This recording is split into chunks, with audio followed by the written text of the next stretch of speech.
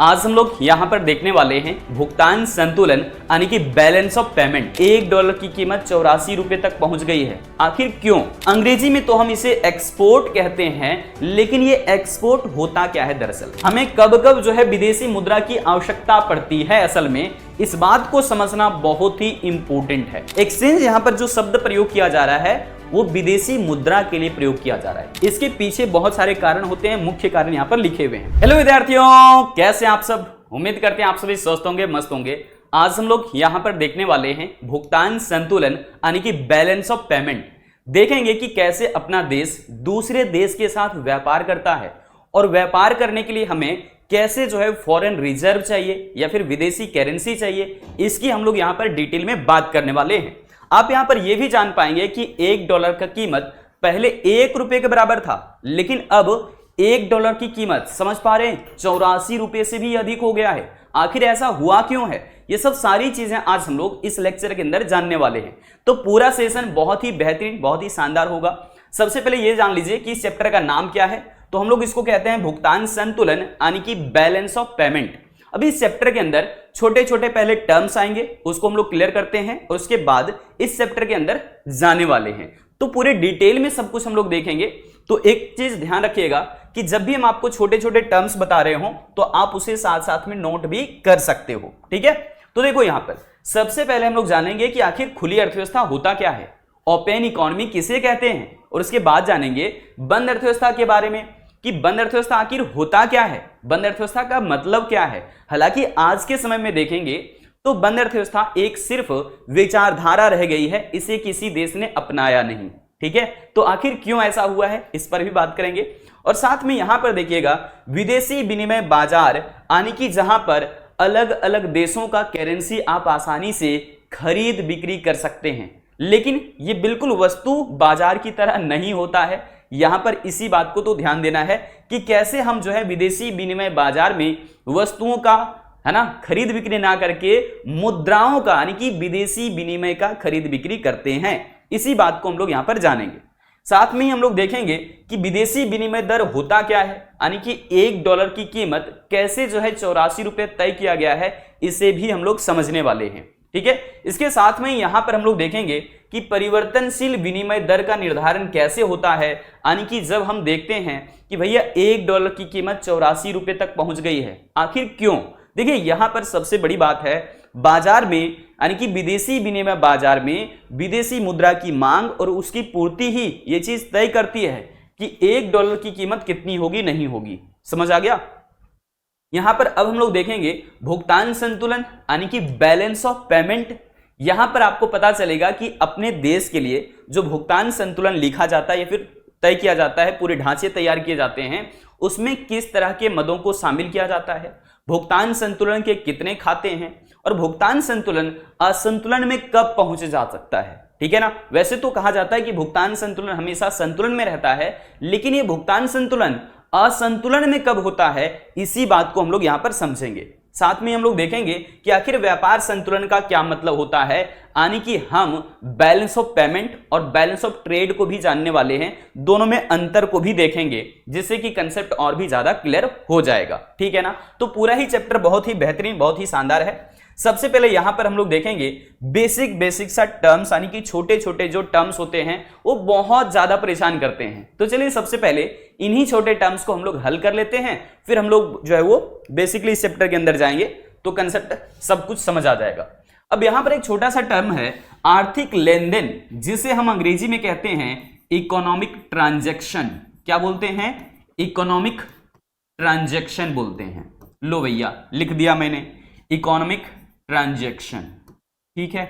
अब यहां पर ध्यान देना, क्या कह रहे हैं कि ऐसे लेन देन जिसके कारण मूल्य का हस्तांतरण एक देश के निवासियों से दूसरे देश के निवासियों को होता है, इसे हम लोग क्या कहते हैं?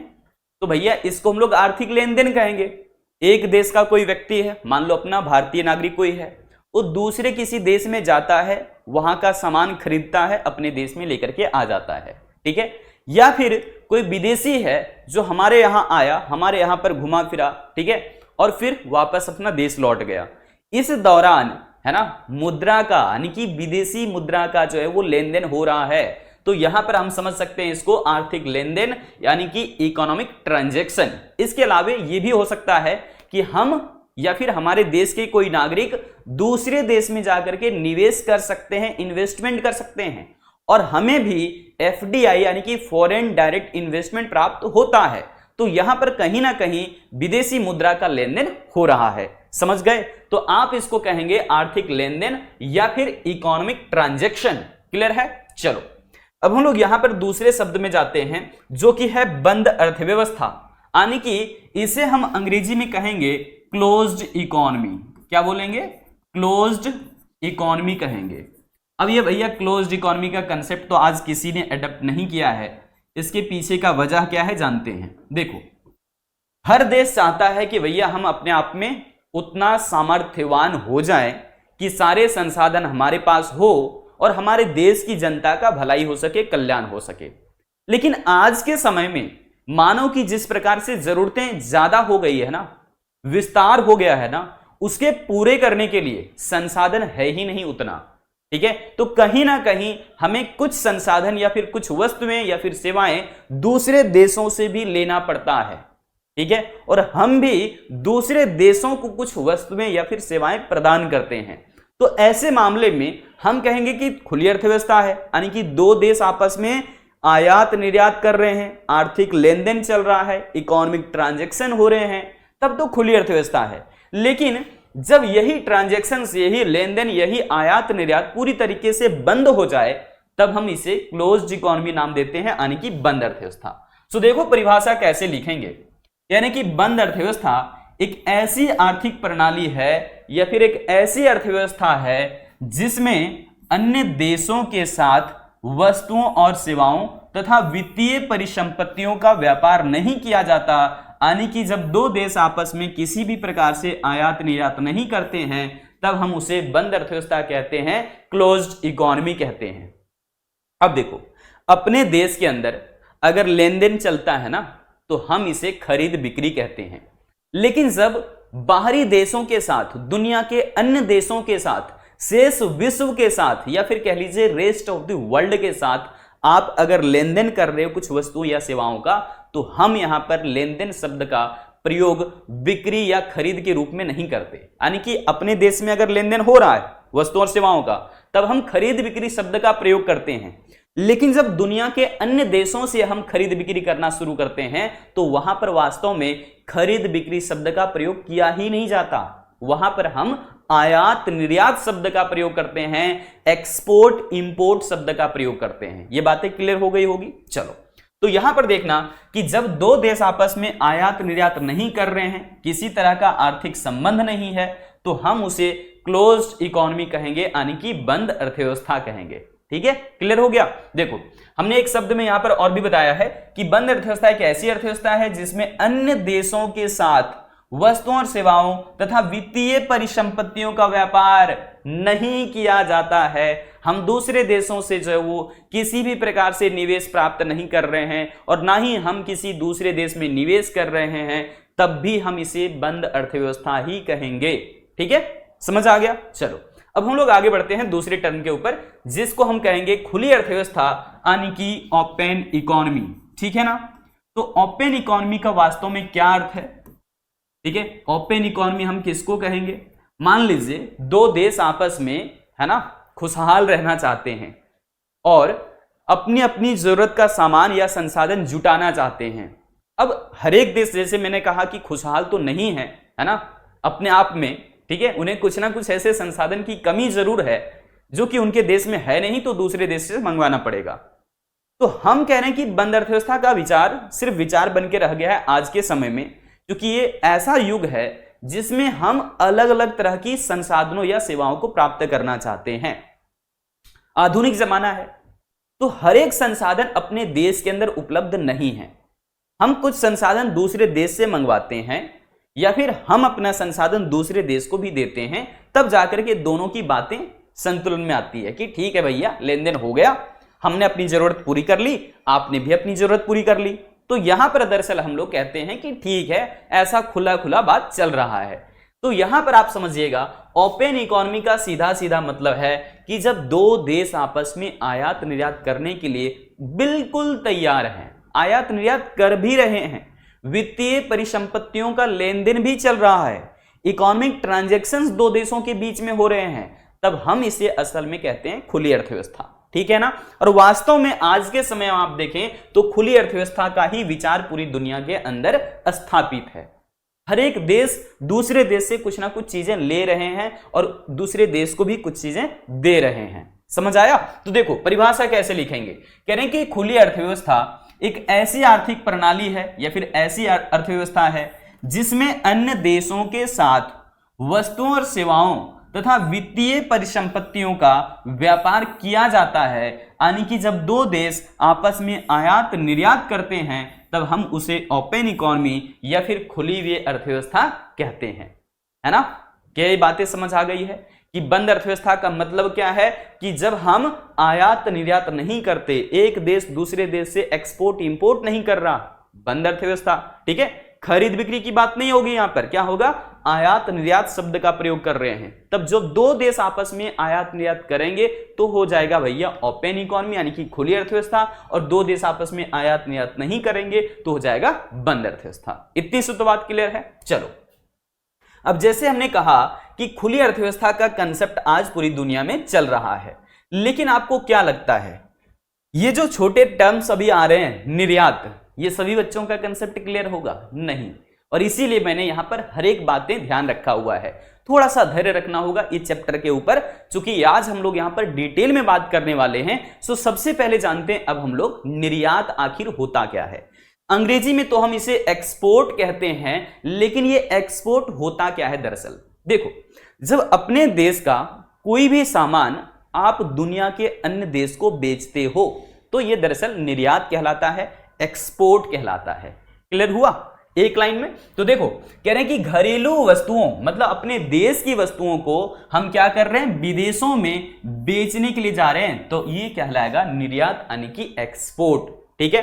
हालांकि एक बात मैं आपको बताना चाहूंगा कि अगर कोई हमारे देश में घूमने फिरने के लिए आए हुए हैं, यानी कि पर्यटक हैं, ठीक है, कई लोग आते हैं ना देश में घूमने के लिए, है ना, ताजमहल देखने के लिए पहले लोग आते थे, आज भी आते हैं। इसी प्रकार से राम मंदिर देखने के लिए आते हैं, हाँ भैया आते हैं। तो यहां पर होगा क्या, तो विदेशी पर्यटक कुछ हमारे यहां पर आते हैं घूमने फिरने के लिए, चीजों को देखने के लिए, समझने के लिए।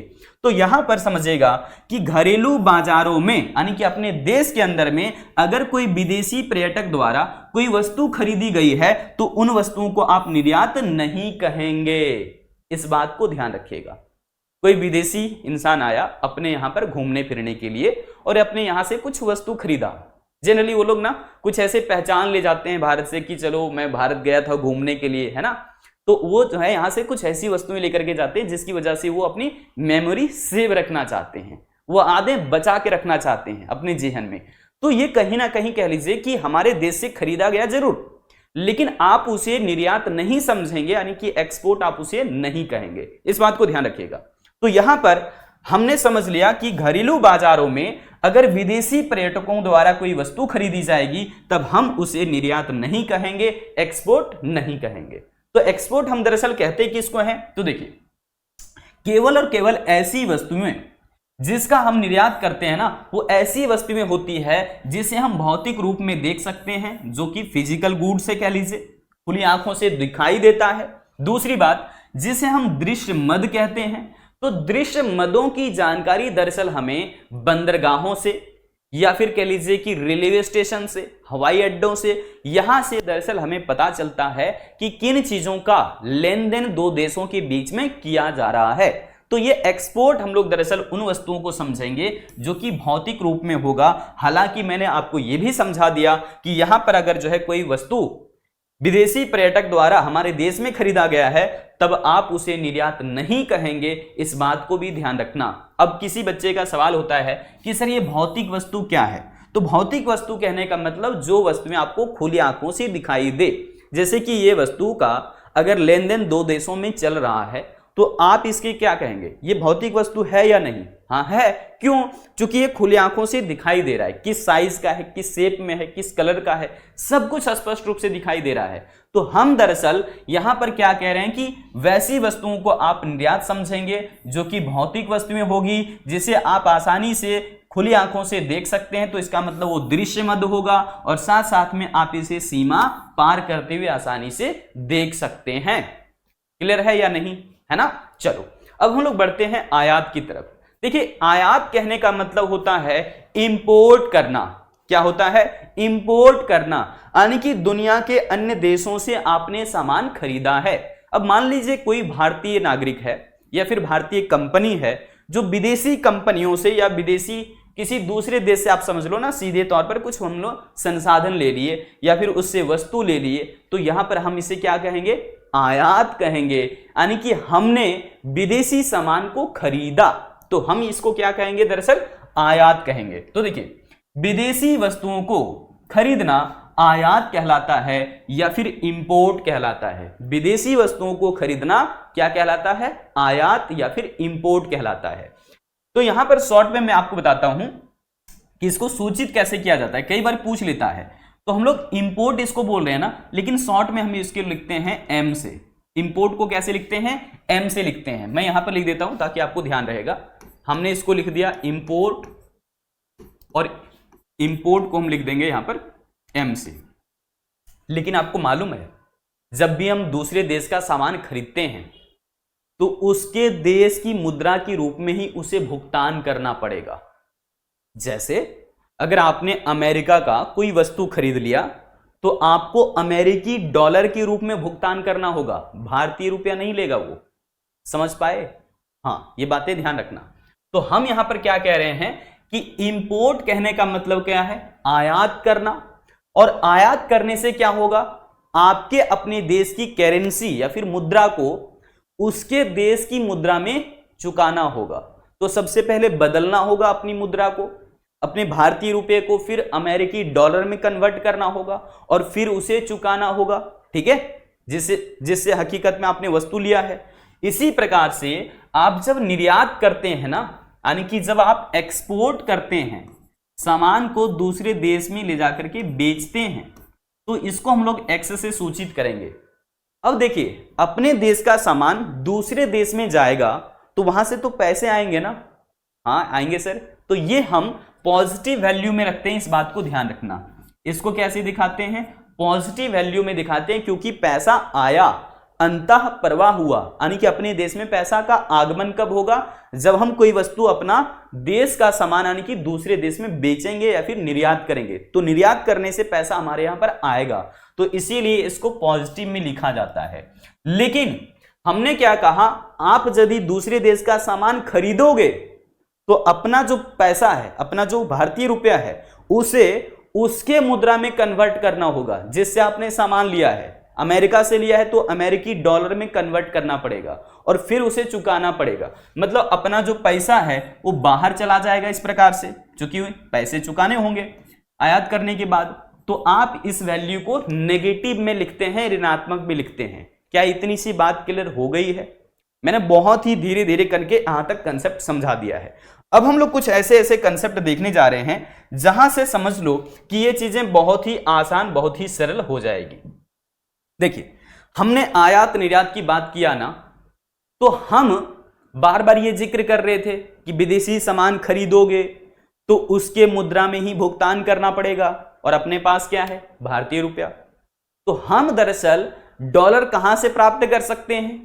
ठीक है, तो इसको हम लोग कहेंगे विदेशी विनिमय बाजार, यानी कि फॉरेन एक्सचेंज मार्केट। एक्सचेंज यहां पर जो शब्द प्रयोग किया जा रहा है वो विदेशी मुद्रा के लिए प्रयोग किया जा रहा है, इस बात को ध्यान रखिएगा।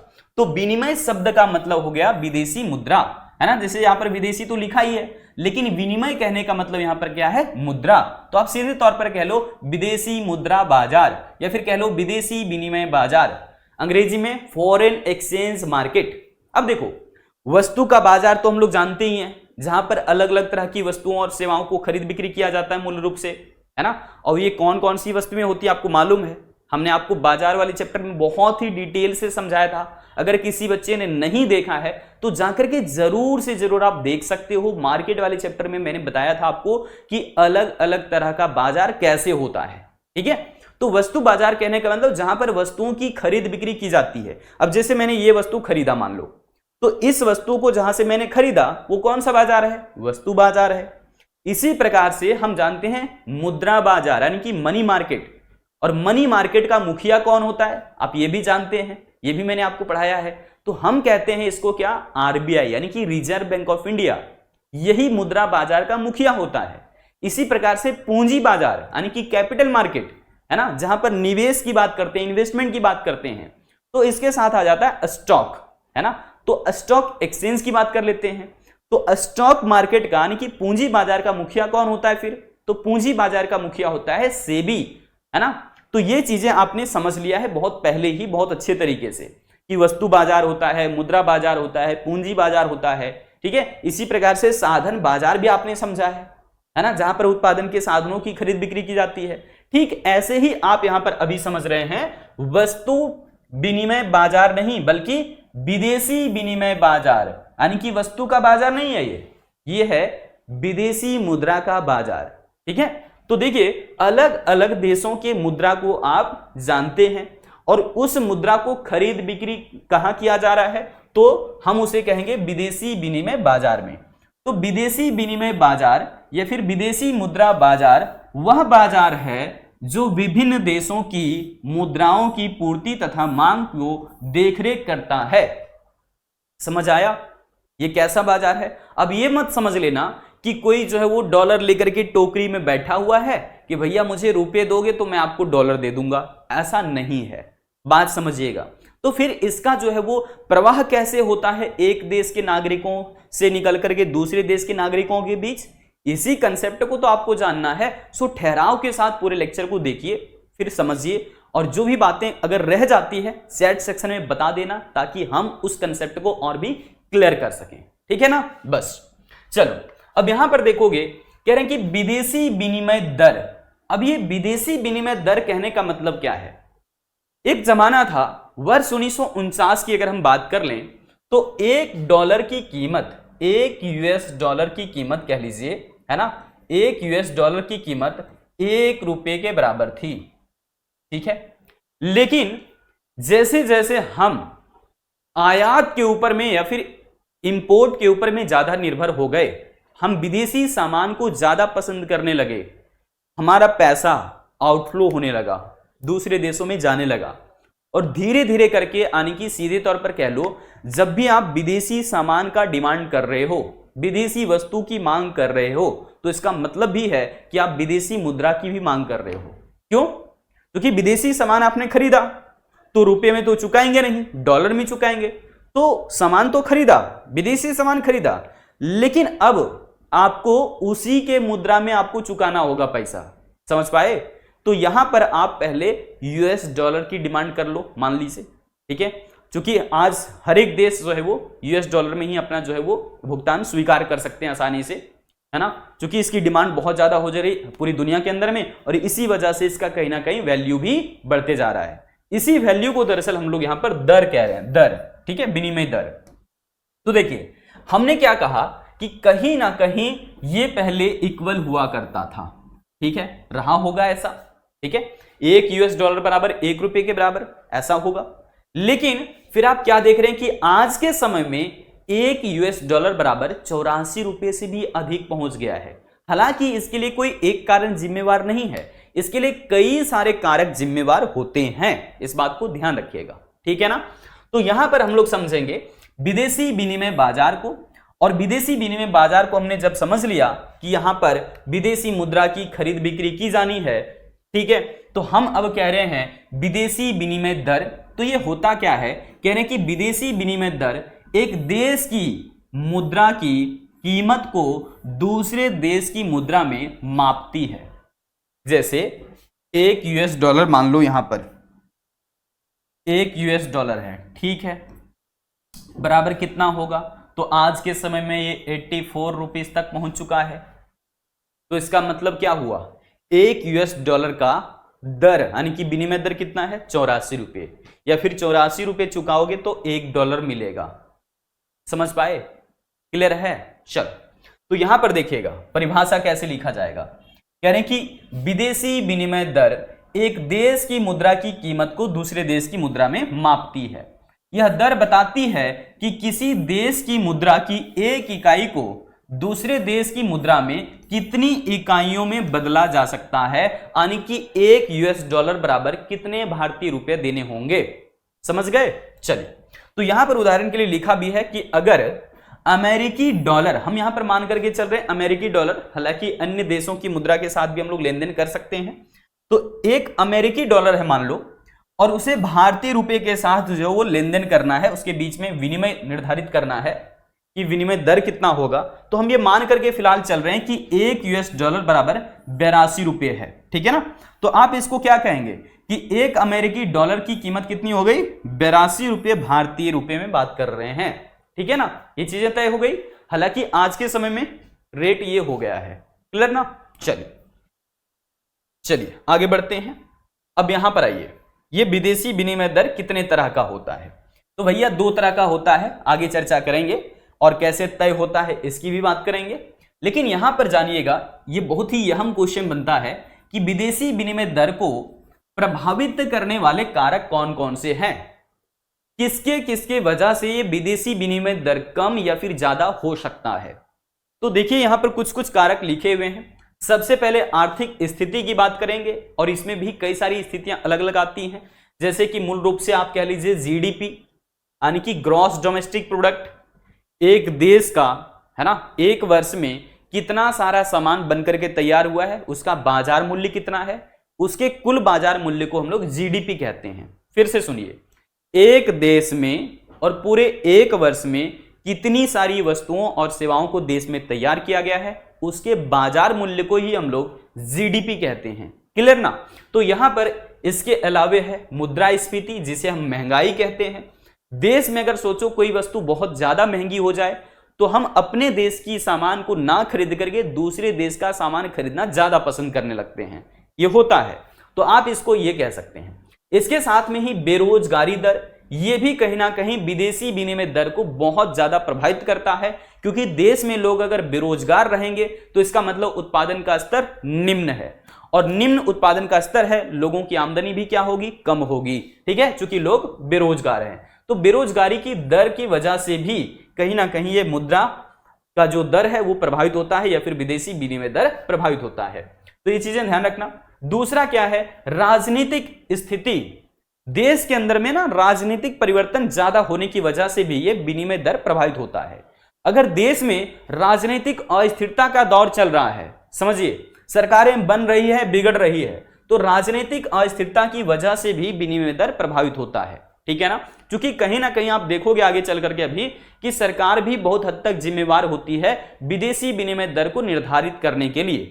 क्योंकि मान लो अगर यहां पर हम कह दें सरकारें बन रही है, बिगड़ रही है, बन रही है, बिगड़ रही है, तो इसका मतलब देश में नीतियां सही ढंग से लागू नहीं हो पा रही है। क्योंकि नीतियां या फिर कार्यक्रम या फिर नियोजन जो भी करने का काम है, सब तो देश की केंद्र सरकार करेगी, है ना, राज्य सरकारें करेगी। तो इनमें कहीं ना कहीं अगर फ्लक्चुएशंस होता रहा, ये बनते और बिगड़ते रहे, यानी कि राजनीतिक अस्थिरता का दौर चलते रहा, तो बहुत हद तक विदेशी विनिमय दर प्रभावित होता है। ठीक है ना? इसके साथ में चुनाव और सरकारी नीतियां, ये तो रिलेटेड बातें हो गई कि राजनीतिक अस्थिरता है तो कहीं ना कहीं सरकारी नीतियां सही ढंग से बनती और बिगड़ती हैं। तो इस ढंग से हम कह सकते हैं कि सरकारी नीतियां भी बहुत हद तक विदेशी विनिमय दर को प्रभावित करती हैं। चलो आगे देखते हैं। तीसरा क्या है? व्यापारिक गतिविधियां, और इसके अंदर हम लोग बहुत सारी चीजें ऐड कर सकते हैं वैसे, लेकिन मुख्य तौर पर आप समझते हैं कि व्यापार किन चीजों से होता है ना? व्यापार हो रहा है दृश्य मदों का, यानी कि दिखने वाली वस्तुओं का, जिसका हम आयात निर्यात की बात कर रहे थे अभी। तो यहां पर देख लीजिए व्यापारिक गतिविधियां बहुत हद तक जो है वो विदेशी विनिमय दर को प्रभावित करती है। ठीक है, जैसे कि आयात और निर्यात, ये दो जो हैं आपको टर्म्स पहले ही समझ में आ गए, और ये दोनों जो है बहुत हद तक इस बात को तय करेंगे कि विदेशी विनिमय दर कितना होगा। मान लीजिए कि आप जो है ज्यादा से ज्यादा लगातार आयात दूसरे देशों से करते जा रहे हैं, तो दूसरे देशों से ज्यादा आयात करने पर क्या होगा? आप दूसरे देश की मुद्रा की भी यानी कि डिमांड कर रहे हो, तो दूसरे देश की मुद्रा की डिमांड करोगे तो उसके देश का जो मुद्रा का वैल्यू होगा वो तो और बढ़ेगा, है ना। जैसे कि आप $1 की कीमत अभी मान लीजिए 84 रुपए चुका रहे हैं, और भी आप ज्यादा आयात करेंगे, ज्यादा दूसरे देश का सामान खरीदते जाएंगे, तो इससे जो है ना उस देश की वैल्यू बढ़ेगी और आपकी मुद्रा का वैल्यू धीरे धीरे धीरे धीरे घटते जाएगा। इसको दरअसल हम लोग डेप्रिसिएशन के नाम से भी जानते हैं, ठीक है। मान लो कि $1 की कीमत पहले 84 रुपए आपको चुकाना पड़ता है, लेकिन अब कह रहे हैं कि $1 की कीमत आप 86 रुपए चुका रहे हैं। तो यहां पर दरअसल हुआ क्या है, यहां पर सोचिए जो पहले 84 रुपए में $1 आसानी से खरीदा जा रहा था, अब 86 रुपए चुकाना पड़ रहा है, तब जो है आपको जाकर के $1 मिल पा रहा है। इसका मतलब हमारे देश की मुद्रा यानी कि भारतीय रुपए का यहां पर मूल्य कहीं ना कहीं क्या हुआ है, घट गया है, ठीक है। क्या हुआ है, घट गया है। इसे ही हम लोग दरअसल क्या कहते हैं, depreciation of currency. Appreciation of currency भी होता है कई बार, जैसे कि अगर मान लो $1 की कीमत आपको, है ना, $1 की कीमत आपको कितना चुकाना पड़ जाए, मान करके चलिए कि आप यहां पर 80 रुपए चुका रहे हैं, जबकि पहले कितना चुका रहे थे, 84 रुपए, और अब कितना चुकाना पड़ रहा है, 80 रुपए। तो आप कहेंगे अच्छी बात है, पहले जो हम $1 84 रुपए में खरीद पा रहे थे, 84 रुपए देने पड़ रहा था हमें, अब हमें सिर्फ 80 रुपया देना पड़ रहा है। ये तो अच्छी बात है कि हम 80 रुपया देंगे और $1 प्राप्त कर लेंगे, तो ये हमारे लिए खुशी की बात है। तो इसे हम लोग दरअसल कहते हैं एप्रिसिएशन ऑफ करेंसी, ठीक है। क्या कहते हैं, एप्रिसिएशन ऑफ करेंसी।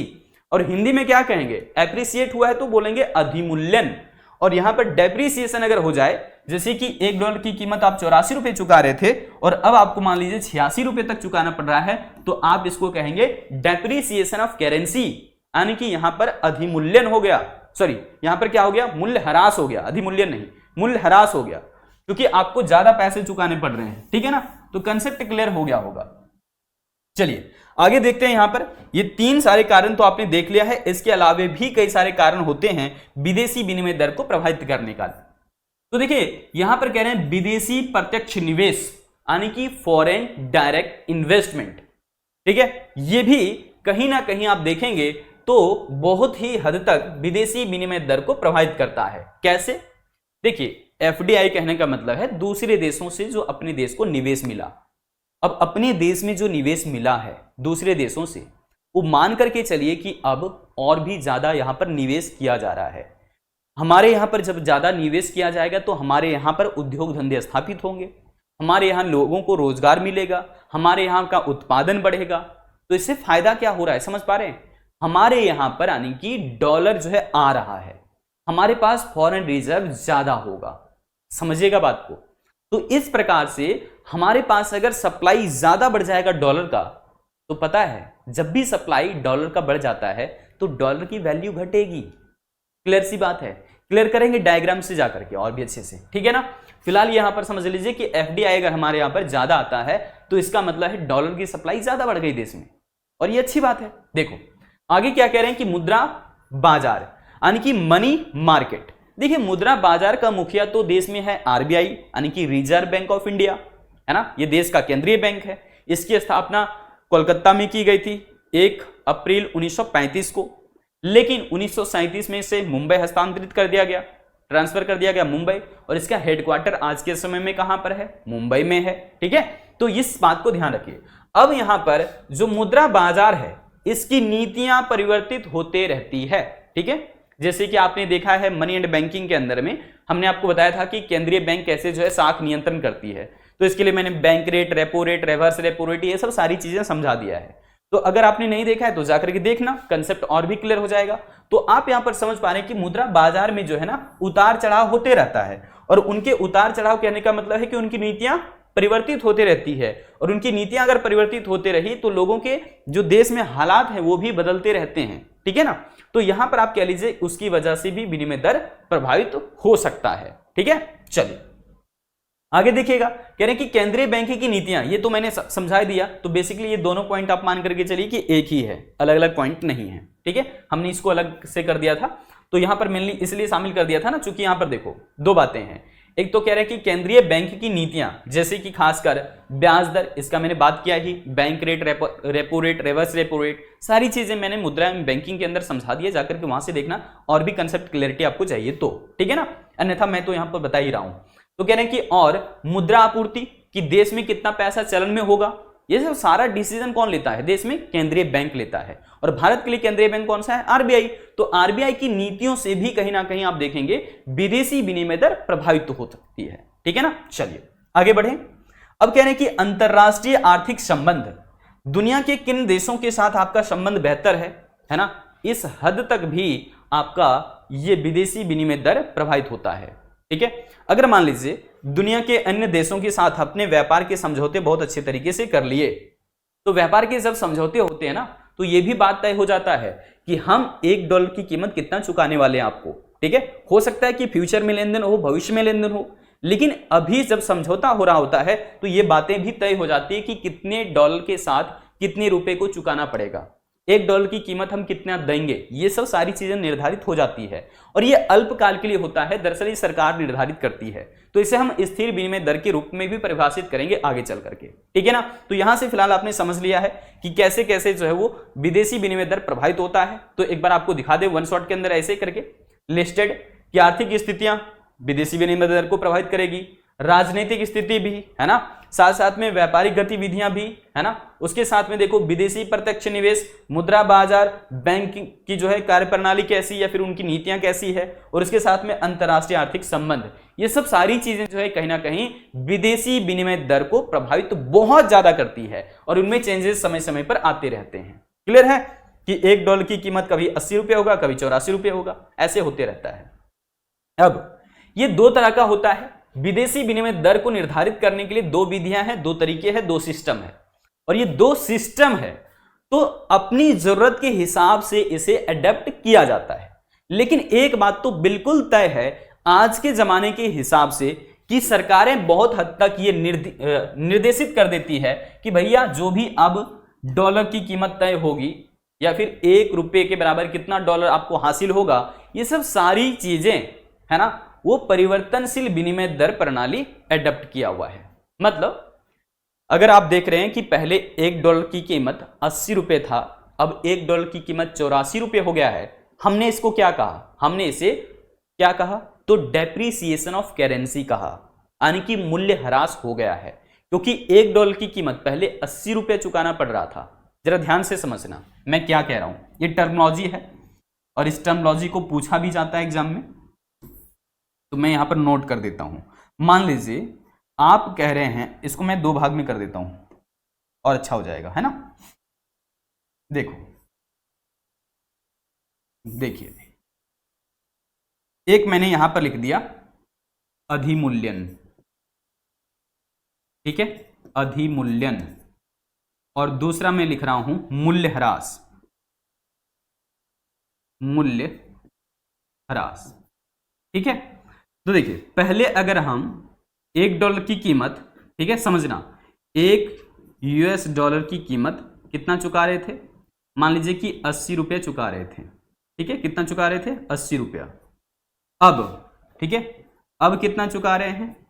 अब मान लीजिए कि हम $1 की कीमत कितना चुका रहे हैं? अब मान लीजिए कि हम चुका रहे हैं मात्र 70 रुपये, इस प्रकार से कह लीजिए। तो ये अपना क्या होगा? अधिमूल्यन, यानी कि अपने देश की मुद्रा मजबूत हुई है डॉलर के मुकाबले, ठीक है। चलिए आगे देखते हैं। अब दूसरे साइड में मैं ये कह रहा हूं, दूसरे साइड में ये कह रहा हूं कि $1 की कीमत पहले हम चुका रहे थे कितना? पहले हम चुका रहे थे मान लीजिए 80 रुपया, और आज के टाइम में, ठीक है, यानी कि अब हम $1 की कीमत कितनी चुका रहे हैं? तो आप यहां पर कह लीजिए मान लो 84 रुपये। तो ये क्या हुआ? मूल्यह्रास हुआ है। इस बात को ध्यान रखिएगा, ये टर्मिनोलॉजी है, ये पूछता है, ठीक है ना। तो इस तरीके से ये कंसेप्ट भी क्लियर है। तो देखिए हमने क्या कहा, विदेशी विनिमय प्रणालियां दो होती है, कि कैसे विदेशी विनिमय दर निर्धारित होगा, इसके लिए दो मेथड्स हैं। पहला जो मेथड है उसको हम कहते हैं परिवर्तनशील विनिमय दर प्रणाली, यानी कि यहां पर पूरी तरीके से बाजार शक्तियों के ऊपर सारी चीजें छोड़ दी जाती है। ये बाजार शक्तियां कहने का मतलब क्या है? डिमांड एंड सप्लाई यानी कि मांग और पूर्ति, ठीक है। तो बाजार शक्तियां, और ये बाजार शक्तियां क्या होती है, मांग और पूर्ति की हम बात कर रहे हैं, मांग एवं पूर्ति की बात कर रहे हैं, यही कहलाती है बाजार शक्तियां। अब ऐसे समझ लो, ठीक है, अब ऐसे समझ लो कि स्थिर विनिमय दर जो है वो सीधे तौर पर हम लिख रहे हैं कि ये सरकार द्वारा तय किया जाएगा, ठीक है, या फिर कह लीजिए जो यहां पर मुद्रा प्राधिकृत होते हैं या फिर मनी के लिए ऑथराइज्ड होता है वो तय करेंगे, ठीक है ना। जैसे देश के अंदर में मुद्रा की छपन छपाई का काम या फिर विदेशी मुद्रा का संचय या भंडारण आरबीआई का काम है। तो इस तरीके से आप कह लीजिए स्थिर विनिमय दर निर्धारित करने का काम देश की सरकार को होता है, ठीक है ना। तो ये बातें तो बहुत अच्छे से क्लियर हो गया होगा। चलो भाई आगे बढ़ते हैं। अब यहां पर आते हैं, सबसे पहले परिवर्तनशील विनिमय दर को आप समझ लीजिए कि ये परिवर्तनशील विनिमय दर आखिर है क्या। तो हम कह रहे हैं कि परिवर्तनशील विनिमय दर वह दर है जो विदेशी मुद्रा बाजार में किसी देश की करेंसी की मांग तथा पूर्ति द्वारा तय होता है या फिर निर्धारित होता है। यानी कि अगर हम पूरी तरीके से बाजार के भरोसे छोड़ दिए हुए हैं कि $1 की कीमत कितनी होगी, तो इसका मतलब सीधा सीधा है कि हमने जो है यहां पर ऐसे विनिमय दर की बात कर दिया है जो कि परिवर्तनशील होते रहेगा, क्योंकि विदेशी मुद्रा की मांग और उसकी पूर्ति कम ज्यादा होते रहती है, और इस प्रकार से ये जो विनिमय दर है ये भी बहुत ज्यादा परिवर्तित होते रहेगी। यानी कि यहां पर किसी तरीके से सरकार हस्तक्षेप नहीं कर रही है। ये विनिमय दर ऐसा विनिमय दर है जिसमें सरकार का हस्तक्षेप नहीं होता, पूरी तरीके से बाजार शक्तियों पर सब कुछ छोड़ दिया जाता है। यानी कि विदेशी मुद्रा की मांग और उसकी पूर्ति के हिसाब से ही ये विनिमय दर निर्धारित होते रहता है। क्लियर सी बात है। अब देखो, हम विदेशी मुद्रा की मांग कब कब करते हैं, हमें कब कब जो है विदेशी मुद्रा की आवश्यकता पड़ती है, असल में इस बात को समझना बहुत ही इंपॉर्टेंट है। क्योंकि हमने आपको कहा कि विदेशी विनिमय बाजार में हम ऐसा नहीं है कि विदेशी मुद्रा खरीदना है तो वो कोई टोकरी में लेकर के बैठा हुआ है या फिर कहीं स्टॉक करके रखा हुआ है मुद्रा, ऐसा बात नहीं है। इसका देखिए डिमांड कब कब होता है, कब हम लोग विदेशी मुद्रा की मांग करते हैं। तो सबसे पहले कह रहे हैं कि अंतरराष्ट्रीय ऋणों का भुगतान करना हो तब हमें जो है वो विदेशी मुद्रा चाहिए। हमने मान लो किसी देश से उधार ले रखा है, अब उसे दोबारा से चुकाना तो है ब्याज सहित, तो ब्याज आप जो है चुकाओगे या फिर उसका जो मूलधन चुकाओगे ये सारे के सारे उसके देश की मुद्रा में ही लेना पड़ेगा, ठीक है। तो आप कब डिमांड कर रहे हो उसका, जब आपको उनके ऋण चुकाने हो या फिर कह लीजिए अंतरराष्ट्रीय ऋणों का भुगतान करना हो, तब आपको जो है वो कहीं ना कहीं विदेशी मुद्रा की आवश्यकता पड़ती है। दूसरी बात, शेष विश्व को उपहार देना हो, दुनिया के अन्य देशों को गिफ्ट देना हो या फिर उसे कोई अनुदान या फिर ग्रांट देना हो, ठीक है। तो ऐसी स्थिति में भी आप जो है वो विदेशी मुद्रा की मांग करते हैं, ठीक है। इसके साथ में यहां पर देखिए तीसरा कह रहे हैं कि शेष विश्व में निवेश के लिए अगर अपने देश का कोई फर्म दूसरे देश में जाकर के निवेश करना चाहता है तब भी हम विदेशी मुद्रा की मांग करते हैं, क्योंकि आपको दूसरे देश में निवेश करना है तो इसका मतलब है आपके पास वो पैसा होना चाहिए, वो मुद्रा होना चाहिए जहां पर आप जिस देश में निवेश करना चाहते हो उसकी करेंसी आपके पास होनी बहुत जरूरी है। नहीं तो आप वहां पर निवेश कैसे करोगे, अपने उद्योग धंधे कैसे स्थापित करोगे, समझ पाए। चलिए आगे देखते हैं।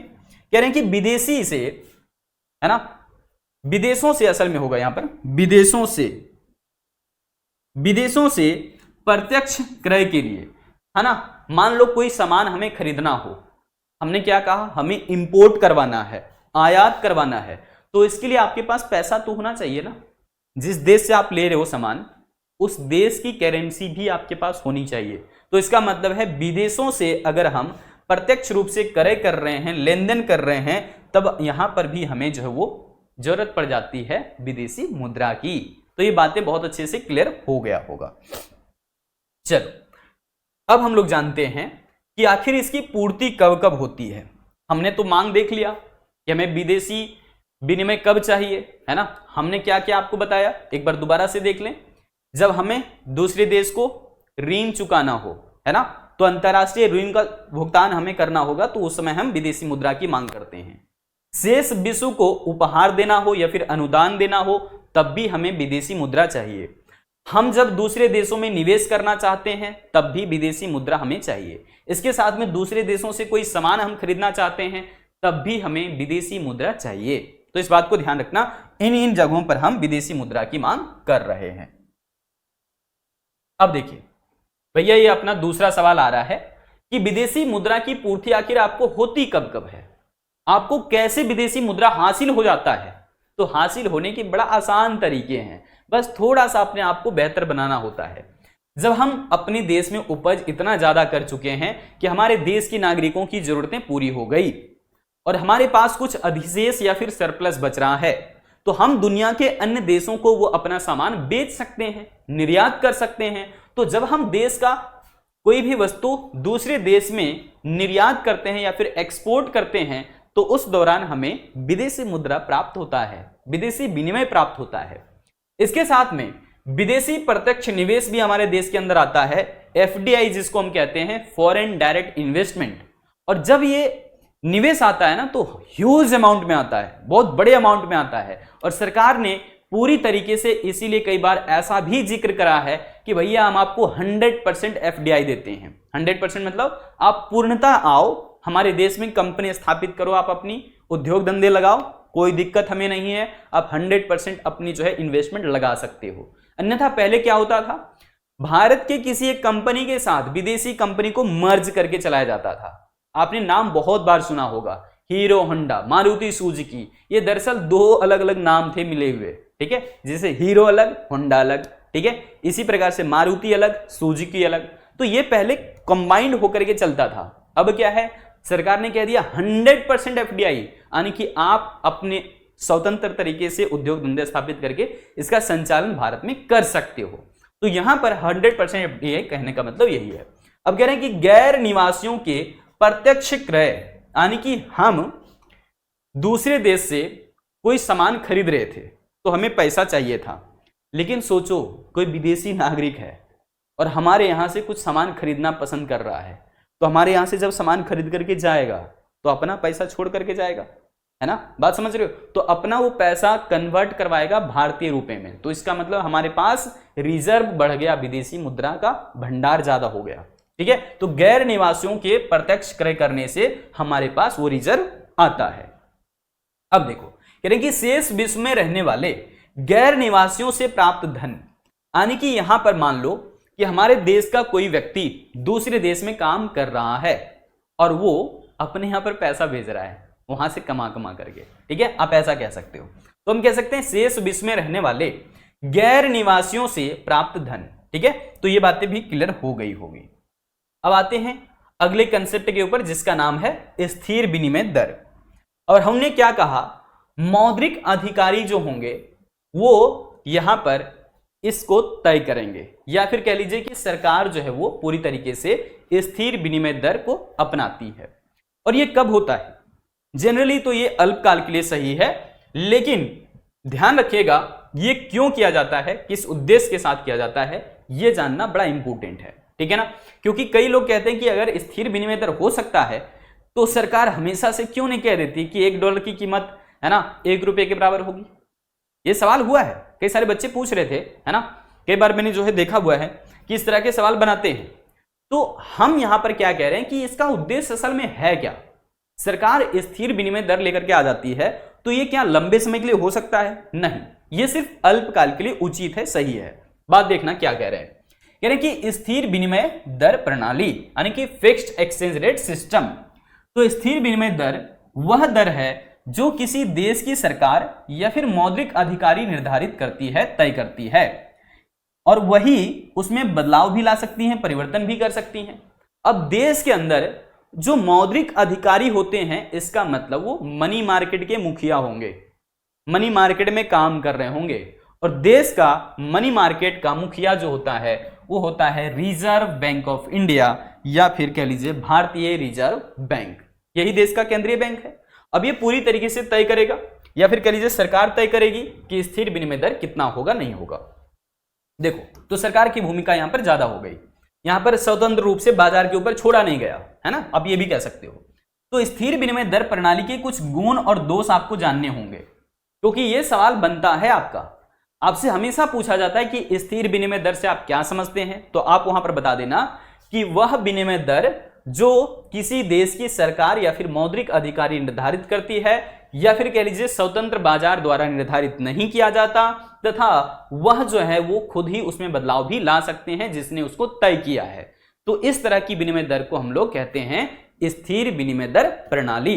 अब इसके गुण क्या क्या हैं और दोष क्या क्या हैं? सबसे पहले गुण देख लेते हैं, यानी कि मेरिट्स। सबसे पहला मेरिट क्या है कि यह अंतरराष्ट्रीय मुद्रा बाजार में, क्या कह रहे हैं, यह अंतरराष्ट्रीय मुद्रा बाजार में स्थिरता को सुनिश्चित करती है। स्थिरता कहने का मतलब ये तय हो गया कि $1 की कीमत कितनी होगी, नहीं होगी। तो इसमें स्थिरता लाने वाली बात क्या हुई? ये हो गई कि हम बिल्कुल निश्चित हो गए कि इसी विनिमय दर के साथ हमें वस्तुएं और सेवाएं लेन देन करने हैं, ठीक है ना। तो ये बातें कहती है कि स्थिरता निश्चित कर दी गई। अब दूसरी बात, दूसरी खासियत क्या है, दूसरा गुण क्या है? कह रही कि अंतरराष्ट्रीय बाजार को प्रोत्साहन देती है। इंटरनेशनल मार्केट को एक तरीके से खुशी मिल गया है ना, और यह खुशी जाहिर करने का अच्छा मौका है, क्योंकि यहां पर कह रहे हैं व्यापार को, अंतरराष्ट्रीय व्यापार को प्रोत्साहन। सरकार ने बिल्कुल तय कर दिया कि $1 की कीमत इतनी होगी, तो उसी पर चूंकि लेन देन करना है, तो एक तरीके का यहां पर किसी भी तरह का वो अविश्वास नहीं रहता, पूर्ण रूप से विश्वास बना रहता है, लोगों को प्रोत्साहन मिलता है, ठीक है ना, लेन देन करने के लिए। अब देखो यहां पर क्या मैंने कहा है कि यह आर्थिक विकास को प्रोत्साहित करती है। जब अपना देश खास करके ना, मान लीजिए कि हमारे यहां पर फॉरेन रिजर्व बहुत कम हो गए, ठीक है, तो सरकार कई बार जानबूझ करके तय करती है कि इतने $1 की कीमत इतने रुपए के बराबर होगी। दरअसल हम इसे कई बार अवमूल्यन के तौर पर भी समझ लेते हैं, है ना। और यहां पर अगर मान लीजिए हमारे पास फॉरेन रिजर्व कम है, विदेशी मुद्रा की पूर्ति हमारे पास कम है, जैसे 1990 के आसपास हुआ था, 1990 के आसपास भारत में इसी तरह की क्राइसिस आई थी कि हमारे पास मात्र जो है वो 14 दिनों तक का ही सिर्फ एक्सपोर्ट इंपोर्ट करने के लिए पैसे बचे हुए थे, विदेशी मुद्रा बचा हुआ था, है ना। भंडारण मतलब खाली हो चुका था, आप ऐसा कह लो। तो विदेशी मुद्रा का भंडार खाली हो जाने से क्या होता है, हम दूसरे देश से सामान लेन देन नहीं कर सकते, ठीक है।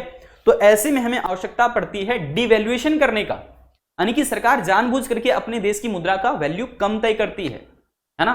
तो यहां पर जो विदेशी लोग हैं वो सोचते हैं कि अच्छा मौका है भारत में निवेश करने का, और जैसे ही वो निवेश हमारे यहां करने की सोचते हैं, हमारे यहां पर फॉरेन रिजर्व बढ़ जाता है। तो सरकारें जानबूझ करके कई बार डिवैल्यूएट करती है अपनी मुद्रा का, तो इससे देश को ही फायदा होता है, ध्यान रखना। तो यहां पर हमने क्या कहा कि यह आर्थिक विकास को प्रोत्साहित करती है, ठीक है। आगे देखो, कह रहे हैं कि यह व्यापार के भागीदारों को, है ना, भागीदारों की समष्टिगत नीतियों में संतुलन स्थापित करती है, यानी कि जो भी लोग आपस में ट्रेड करना पसंद करते हैं उन लोगों के साथ, तो बहुत अच्छी बात क्या है कि वो लोग व्यापक आर्थिक नीतियों के साथ बिल्कुल संतुलन में रहेंगे। बड़ी आर्थिक नीतियां, समष्टिगत नीतियों कहने का मतलब बड़ी आर्थिक नीतियां होता है, और ये बिल्कुल निश्चिंत हो जाते हैं क्योंकि सरकार ने ये विनिमय दर निश्चित कर दिया है, तय कर दिया है कि इसी तरीके से लेन देन करने हैं, ठीक है ना। चलिए, हालांकि मैंने कहा आपको अल्पकाल के लिए सही होता है, दीर्घकाल के लिए नहीं। अब इसके डिमेरिट क्या है, दोष क्या है? तो सबसे पहला दोष है स्थिर विनिमय दर का कि इसके लिए हमें बहुत सारा जो है ना वो अंतरराष्ट्रीय निधि यानी कि इंटरनेशनल फंड चाहिए होता है, ठीक है। तो इसकी आवश्यकता बहुत ज्यादा है। तो सबसे पहली डिमेरिट तो यही है, हमें फॉरेन रिजर्व अपने पास बहुत ज्यादा रखने होंगे तभी हम ऐसा कर सकते हैं, अन्यथा नहीं कर सकते, है ना। तो इसका तो डिमेरिट है। दूसरी बात क्या है कि अंतरराष्ट्रीय बाजार में पूंजी के प्रवाह को सीमित करती है।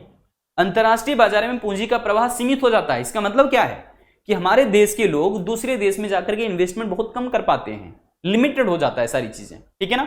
चलो, हालांकि विदेशी जो मुद्रा है वो हमारे यहां पर आता जरूर है, उसकी प्रवाह अच्छी रहती है, क्योंकि उन लोगों को लगता है, यानी कि विदेशियों को लगता है कि भारत में निवेश करना इस वक्त अच्छा बात है, ठीक है। चलो अगला देखते हैं, डिमेरिट क्या है स्थिर विनिमय दर का, कि जोखिम पूंजी को हतोत्साहित करती है, यानी कि कहीं ना कहीं हमारे देश के लोग डिमोटिवेट हो सकते हैं इसकी वजह से, ये भी बात है, ठीक है।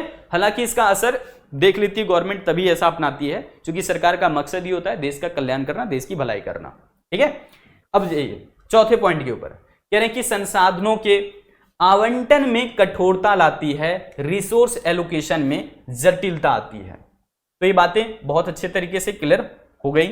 अब हम लोग यहां पर जो देखने जा रहे हैं ना, ये बहुत ज्यादा इंपॉर्टेंट है। स्थिर विनिमय दर तो कई बार सवाल नहीं पूछे जाते, लेकिन लोचशील विनिमय दर से सवाल जरूर से जरूर बनते हैं, क्योंकि ये पूरी तरीके से डायग्रामेटिक कॉन्सेप्ट है।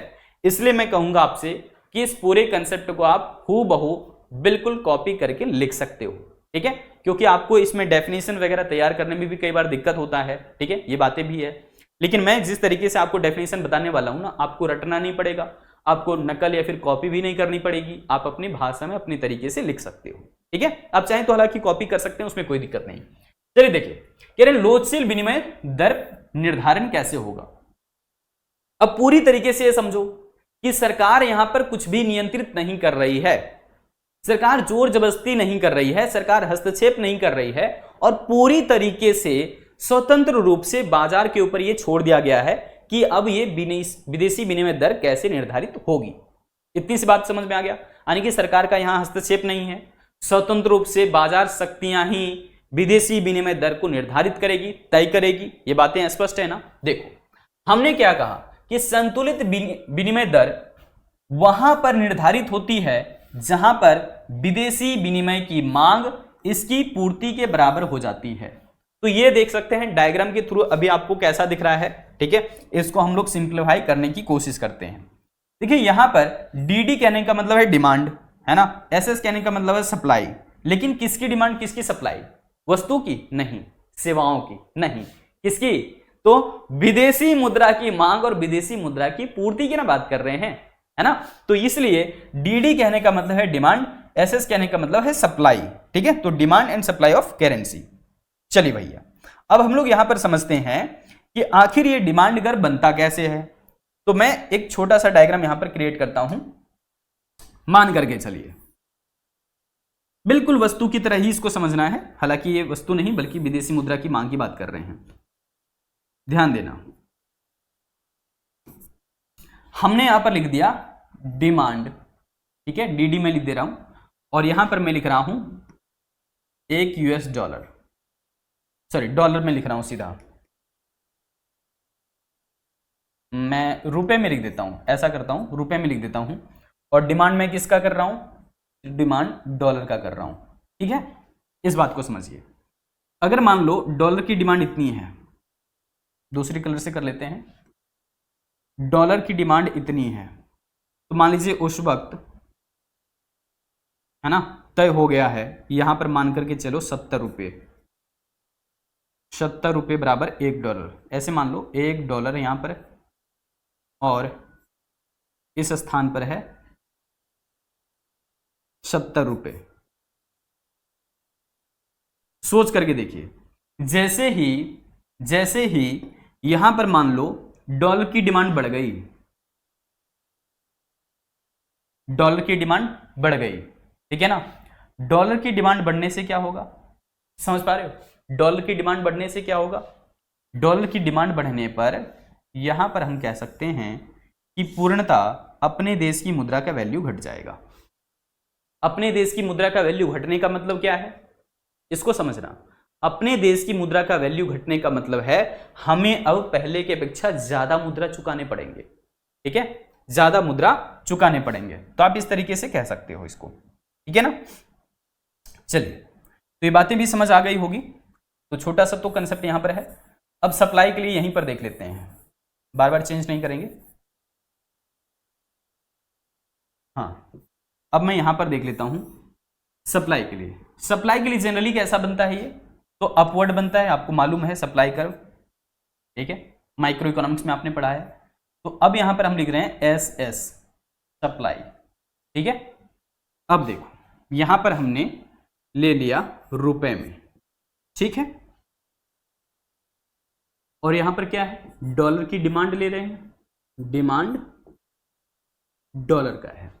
इधर क्या है, ऐसे हमने कर दिया, यानी कि सप्लाई कर दिया डॉलर का, ठीक है।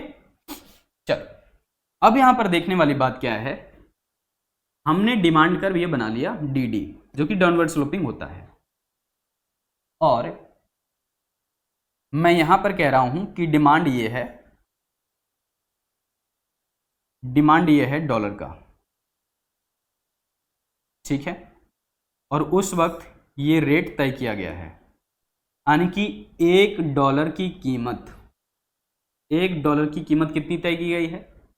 तो $1 की कीमत यहां पर तय की गई है, मान लीजिए 70 रुपये। मैंने यही कहा था ना, सही है। अब देखना, सप्लाई की साइड में जाते हैं तो सप्लाई अपवर्ड बनता है, SS, ठीक है। और यहां पर हमने क्या कहा, ये जो सप्लाई के लिए हमने बनाया है, इसमें ध्यान देना कि हमने यहां पर $1 की सप्लाई देखी और ये अपने पास मुद्रा तय हो गया भारतीय रुपए में, तो इसको मान करके हम चल रहे हैं 70 रुपये है, ठीक है। अब यहां पर हमने कह दिया $1, ठीक है। अब सोच करके देखिए होगा क्या असल में, कंसेप्ट को समझना, ठीक है, कंसेप्ट को समझना। अगर हमने डॉलर की डिमांड ज्यादा कर दिया, ठीक है, मुझे चाहिए $2, ठीक है, मैंने डॉलर की डिमांड बढ़ा दिया, अपने देश की मुद्रा का वैल्यू क्या होगा, बात समझना, अपने देश की मुद्रा का वैल्यू क्या होगा, घट जाएगा, ठीक है। तो ये बातें ध्यान रखना। चलिए आगे चलते हैं। यहां पर मान लीजिए सप्लाई हमारे पास अगर ज्यादा होगा, विदेशी मुद्रा का पूर्ति हमारे पास ज्यादा होगा, तो उस वक्त कह लीजिए यह है $। अब देख पा रहे हैं अपने देश की मुद्रा का वैल्यू क्या होगा, बढ़ जाएगा, बिल्कुल सही है। तो मैं इसको डायग्रामेटिकली नहीं दिखाता तो ही सही था ना। चलो, तो यहां पर एक बात तो क्लियर है कि डिमांड जो कर्व है वो बिल्कुल ऐसे downward sloping, supply curve upward sloping, और जहां दोनों मिले हुए हैं वहां ये दर, मान लीजिए यहां पर डिमांड एंड सप्लाई तय हो गया है डॉलर का और ये रेट तय हो गया उसका, ठीक है। अब इसी डायग्राम के हेल्प से हम लोग आगे समझते हैं। यहां ध्यान देना, अगर ये सप्लाई कर्व है SS कर्व, ये डिमांड कर्व है DD कर्व, आप नाम दे सकते हो, ठीक है। अब यहां पर समझना सप्लाई लाइन ये है, तो सप्लाई जैसे हमारे पास ज्यादा हो जाएगा डॉलर की सप्लाई जैसे ज्यादा होगी तो इसका मतलब है कि उसका रेट क्या होगा, बताइए रेट क्या होगा, तो फॉरेन एक्सचेंज रेट जो होगा वो ज्यादा हो जाएगा, ठीक है ना। अगर आप यहां से नहीं समझ पा रहे तो मैं फेयर एक डायग्राम ले लेता हूं, क्योंकि कंसेप्चुअली यहां पर थोड़ा सा गड़बड़ लग रहा है। ये यहां पर देखो बिल्कुल फ्रेश सा डायग्राम हमने तैयार करा है, इसमें समझना बहुत आसान है। अब देखो हमने यहां पर लिखा है प्राइस ऑफ डॉलर, जिसको हम रुपए के रूप में जानेंगे, किस में जानेंगे, भारतीय रुपए में जानेंगे, और डिमांड और सप्लाई को लिखा गया है यहां पर जो कि $के तौर पर है। अब ये जो रेट है, इसका जो डॉलर का रेट है वो इधर लिखा गया है, तो जैसे ही हम यहां पर कह रहे हैं पहले यहां पर अपना जो है डॉलर का डिमांड है और इतना जो है रेट तय हुआ है, ठीक है। अगर हम ये कह लें कि इसका प्राइस ज्यादा हो गया है, ठीक है, मान लीजिए हम जब कह रहे थे कि 70 रुपये है, अब हम 80 रुपये यहां पर देने के लिए तैयार हैं, है ना। $1 की कीमत पहले हम 70 रुपये दे रहे थे, ठीक है, ये तय हुआ था डिमांड एंड सप्लाई से। अब जो है ये आप देख पा रहे हैं कि हम 80 रुपये देने के लिए तैयार हैं। ऐसा जनरली कब होगा, बताइए, ऐसा जनरली कब होगा, तो ऐसा तभी होगा जब हम, है ना, देख पा रहे हैं कि भैया डॉलर की डिमांड हमारे पास ज्यादा बढ़ गई है, ठीक है, ज्यादा बढ़ गई है, तो इसका मतलब हम ज्यादा डॉलर प्राप्त करना चाहते हैं लेकिन उसकी पूर्ति कम है। तो इसका मतलब जब पूर्ति कम होगा, है ना, जब पूर्ति हमारे पास कम होगा, ठीक है, तो हम उस वस्तु का प्राइस ज्यादा देना पसंद करते हैं, ठीक है, ज्यादा देना पसंद करते हैं, यानी कि वस्तु महंगी हो जाती है। ऐसे आप समझ लो, वस्तु का मूल्य के साथ जोड़ेंगे तो ज्यादा अच्छे से समझ में आएगा। कोई भी वस्तु का दाम जब बढ़ जाता है, सोच करके देखिए, तो आप उसकी सप्लाई बढ़ाना चाहते हो क्या, नहीं, ये बताओ, तो आप उसकी सप्लाई तो बढ़ाओगे ही, स्वाभाविक सी बात है। अगर आपकी वस्तु का कीमत ज्यादा मिल रहा है बाजार में तो आप तो सप्लाई बढ़ाओगे। ठीक ऐसा ही आप यहां पर समझ लीजिए कि प्राइस का मतलब है भारतीय रुपए और सप्लाई का मतलब है डॉलर, ठीक है। तो डॉलर की सप्लाई यहां पर क्या हुई है, आप देखेंगे ये सप्लाई वाली लाइन है, देखिए सप्लाई ज्यादा है, ठीक है। तो सप्लाई जब ज्यादा हो जाएगा, कब ज्यादा होगा, जब हम उसको ज्यादा कीमत देने के लिए तैयार हैं, ठीक है, मतलब एक तरीके से मान लो अपने देश में एक छूट मिला हुआ उसको कि आओ हमारे यहाँ पर निवेश करो। पहले एक डॉलर की मतलब हम दे रहे थे 70 रुपए, अब हम तुम्हें 80 रुपए देने के लिए तैयार हैं। तो हमारे यहाँ पर क्या होगी, डॉलर की सप्लाई बढ़ेगी। तो सप्लाई डॉलर का कब बढ़ेगा हमारे पास, जब हम रेट ऑफ एक्सचेंज ज्यादा देना पसंद करेंगे। क्या अब ये क्लियर है? लेकिन अगर सोच कर ये देखो, हम उसको कम प्राइस देने के लिए तैयार हैं, कम प्राइस देने के लिए तैयार हैं, तो ऐसे में होगा क्या, मान लीजिए हम 60 रुपया देने के लिए तैयार हैं, ठीक है, तो इस वक्त इसका मतलब है कि $1 की कीमत 60 रुपए तय किया गया है। अब ऐसे में क्या होता है, सप्लाई हमारे पास कम चाहिए, ठीक है, ऑटोमेटिक कम घट ही जाएगा, स्वाभाविक सी बात है। अगर आप उसकी मुद्रा के वैल्यू कम दोगे तो मनी सप्लाई वो अपना कम कर देता है, स्वाभाविक सी बात है। हमारे यहाँ पर लोग पर्यटक या फिर घूमने फिरने के लिए कम आएंगे, ठीक है ना, क्योंकि इंटरेस्ट नहीं दिखाएंगे, हमारे देश के साथ में व्यापार करना पसंद नहीं करेंगे, ठीक है, तो ये बातें हो जाती हैं। समझ आ रहा है या नहीं? ठीक है, तो इस तरीके से जो रेट तय होता है, दरअसल इसी का नाम है फ्लेक्सिबल एक्सचेंज रेट या फिर लोचशील विनिमय दर। अब यहां पर ये थ्योरेटिकल पार्ट्स आप नोट कर लेना, ठीक है, कि कैसे कैसे डिमांड एंड सप्लाई की। जैसे कि डायग्राम में आप देखोगे तो डीडी कहने का मतलब क्या है, डिमांड है ना, किसका, फॉरेन एक्सचेंज का डिमांड। एसएस कहने का मतलब क्या है, सप्लाई है, किसका सप्लाई है, फॉरेन एक्सचेंज है, ठीक है, विदेशी मुद्रा की सप्लाई है। अब यहां पर जो है वो क्या लिखा गया है, अगर आप देखोगे रेट ज्यादा देना पसंद कर रहे हो कि भैया हम 70 रुपए नहीं बल्कि 80 रुपए देने के लिए तैयार हैं, विदेशी मुद्रा का सप्लाई हमारे पास ज्यादा आएगा उस समय। लेकिन यदि हम इसकी जो है ना प्राइस कम देना पसंद करेंगे, ठीक है, तो स्वाभाविक सी बात है सप्लाई भी घट जाएगी। जैसे कि मैंने यहां पर कहा ये सप्लाई की रेखा है, ये देखो कम हो जाएगा। क्लियर है या नहीं, बताइए। तो इस तरीके से आपको ये कंसेप्ट समझ आ गया होगा, ठीक है ना। तो अगर आपको सिंपली डायग्राम बनाना हो ना तो आप ऐसे करना, ये डिमांड लिख देना, ठीक है, किसका डिमांड है, $, की डिमांड है और उसी की सप्लाई भी है। तो DDNSS आप इधर लिख देना, ठीक है, डिमांड एंड सप्लाई। $, का है तो आप यहां पर डॉलर लिख देना, ठीक है, और यहां पर आप मुद्रा लिख देना अपना भारतीय रुपये वाला, भारतीय रुपये आप इधर लिख देना जो कि है विनिमय दर, ठीक है ना। तो आप ये सप्लाई वाली रेखा खींच देना, तो ये SS हो गया। अब यहां पर आप लिख सकते हो $1 बराबर कितना हो गया, तो आप यहां पर रुपए में बता सकते हो कि ठीक है सर 84 रुपये हो गया, ठीक है। तो आपने ए बिंदु पर देखा कि डिमांड एंड सप्लाई रेखा दोनों कटा हुआ है, तो आप ऐसे ही चित्र की व्याख्या करना कि DD या फिर X अक्ष पर विदेशी मुद्रा की मांग और विदेशी मुद्रा की पूर्ति को लिखा गया है, X अक्ष पर, ठीक है ना, और Y अक्ष पर विदेशी मुद्रा का दर लिखा गया है, मतलब भारतीय रुपए में लिखा गया है। तो आप इसे बताना कि Y अक्ष पर विदेशी विनिमय दर लिखा गया है। अब DD का मतलब है विदेशी मुद्रा की मांग की रेखा और SS कहने का मतलब है विदेशी मुद्रा की पूर्ति की रेखा, और दोनों रेखाएं चूंकि लिखना ई बिंदु पर प्रतिच्छेद कर रही हैं, अतः यहीं पर विदेशी विनिमय दर निर्धारित होगा, यानी कि जहां पर विदेशी मुद्रा की मांग और विदेशी मुद्रा की पूर्ति दोनों आपस में यहां पर बराबर हो जाती है, वहीं पर विदेशी विनिमय दर निर्धारित होंगे। ये कंसेप्ट यहां से सिंपली समझ में आ गया होगा। इसमें थोड़ा सा पेचीदा इसलिए लगता है क्योंकि हम लोग यहाँ पर डिमांड सप्लाई एक ही साथ में बात कर रहे थे, ठीक है ना, बढ़ा घटा करके। अब यहां से एक्सप्लेनेशन जो आपका रहेगा वो ऐसे आप डाल सकते हो या फिर अपने अनुसार जैसे चाहो चेंजेस कर सकते हो, ठीक है। मैंने आपको बता दिया है कि DD SS इन सब के बारे में बताना है, पॉइंट E क्या है उसके बारे में बता दीजिए, या फिर विदेशी विनिमय दर क्या होता है उसे भी लास्ट में आप परिभाषित कर दीजिए, बात खत्म, ठीक है ना। चलो, तो ये बातें तो हो गई कि यहां पर पूरी तरीके से जो विदेशी विनिमय दर हो रहा है तय वो मांग और पूर्ति द्वारा हो रहा है, ठीक है ना, मांग और पूर्ति द्वारा हो रहा है, तो इसीलिए इसको लोचशील विनिमय दर बोलते हैं। अब यहां पर एक बहुत ही अच्छा कंसेप्ट आ रहा है जिसका नाम है भुगतान संतुलन और व्यापार संतुलन। ये छोटा सा कंसेप्ट है लेकिन इसके अंदर पूरा का पूरा आपको समराइज वे में मिल जाएगा सारी चीजें। ध्यान से समझना कि विदेशी जब हम लोग कोई वस्तु खरीदते हैं या फिर हम अपना सामान दूसरे देश में बेचते हैं तो उसका कहीं ना कहीं व्यवस्थित तरीके से लेखा जोखा रखना बहुत अनिवार्य हो जाता है, ठीक है ना। तो यहां पर दो कंसेप्ट आ रहा है, भुगतान शेष और व्यापार शेष, यानी कि बैलेंस ऑफ पेमेंट और बैलेंस ऑफ ट्रेड। तो बैलेंस ऑफ पेमेंट कहने का मतलब क्या है कि यहां पर हर एक तरह का लेखा जोखा शामिल है, चाहे तो वो कोई विजिबल आइटम्स हो यानी कि दृश्य मद की जानकारी हो, या फिर अदृश्य मद के बारे में लिखा हो, सारी बातें स्पष्ट तरीके से लिखी होती है।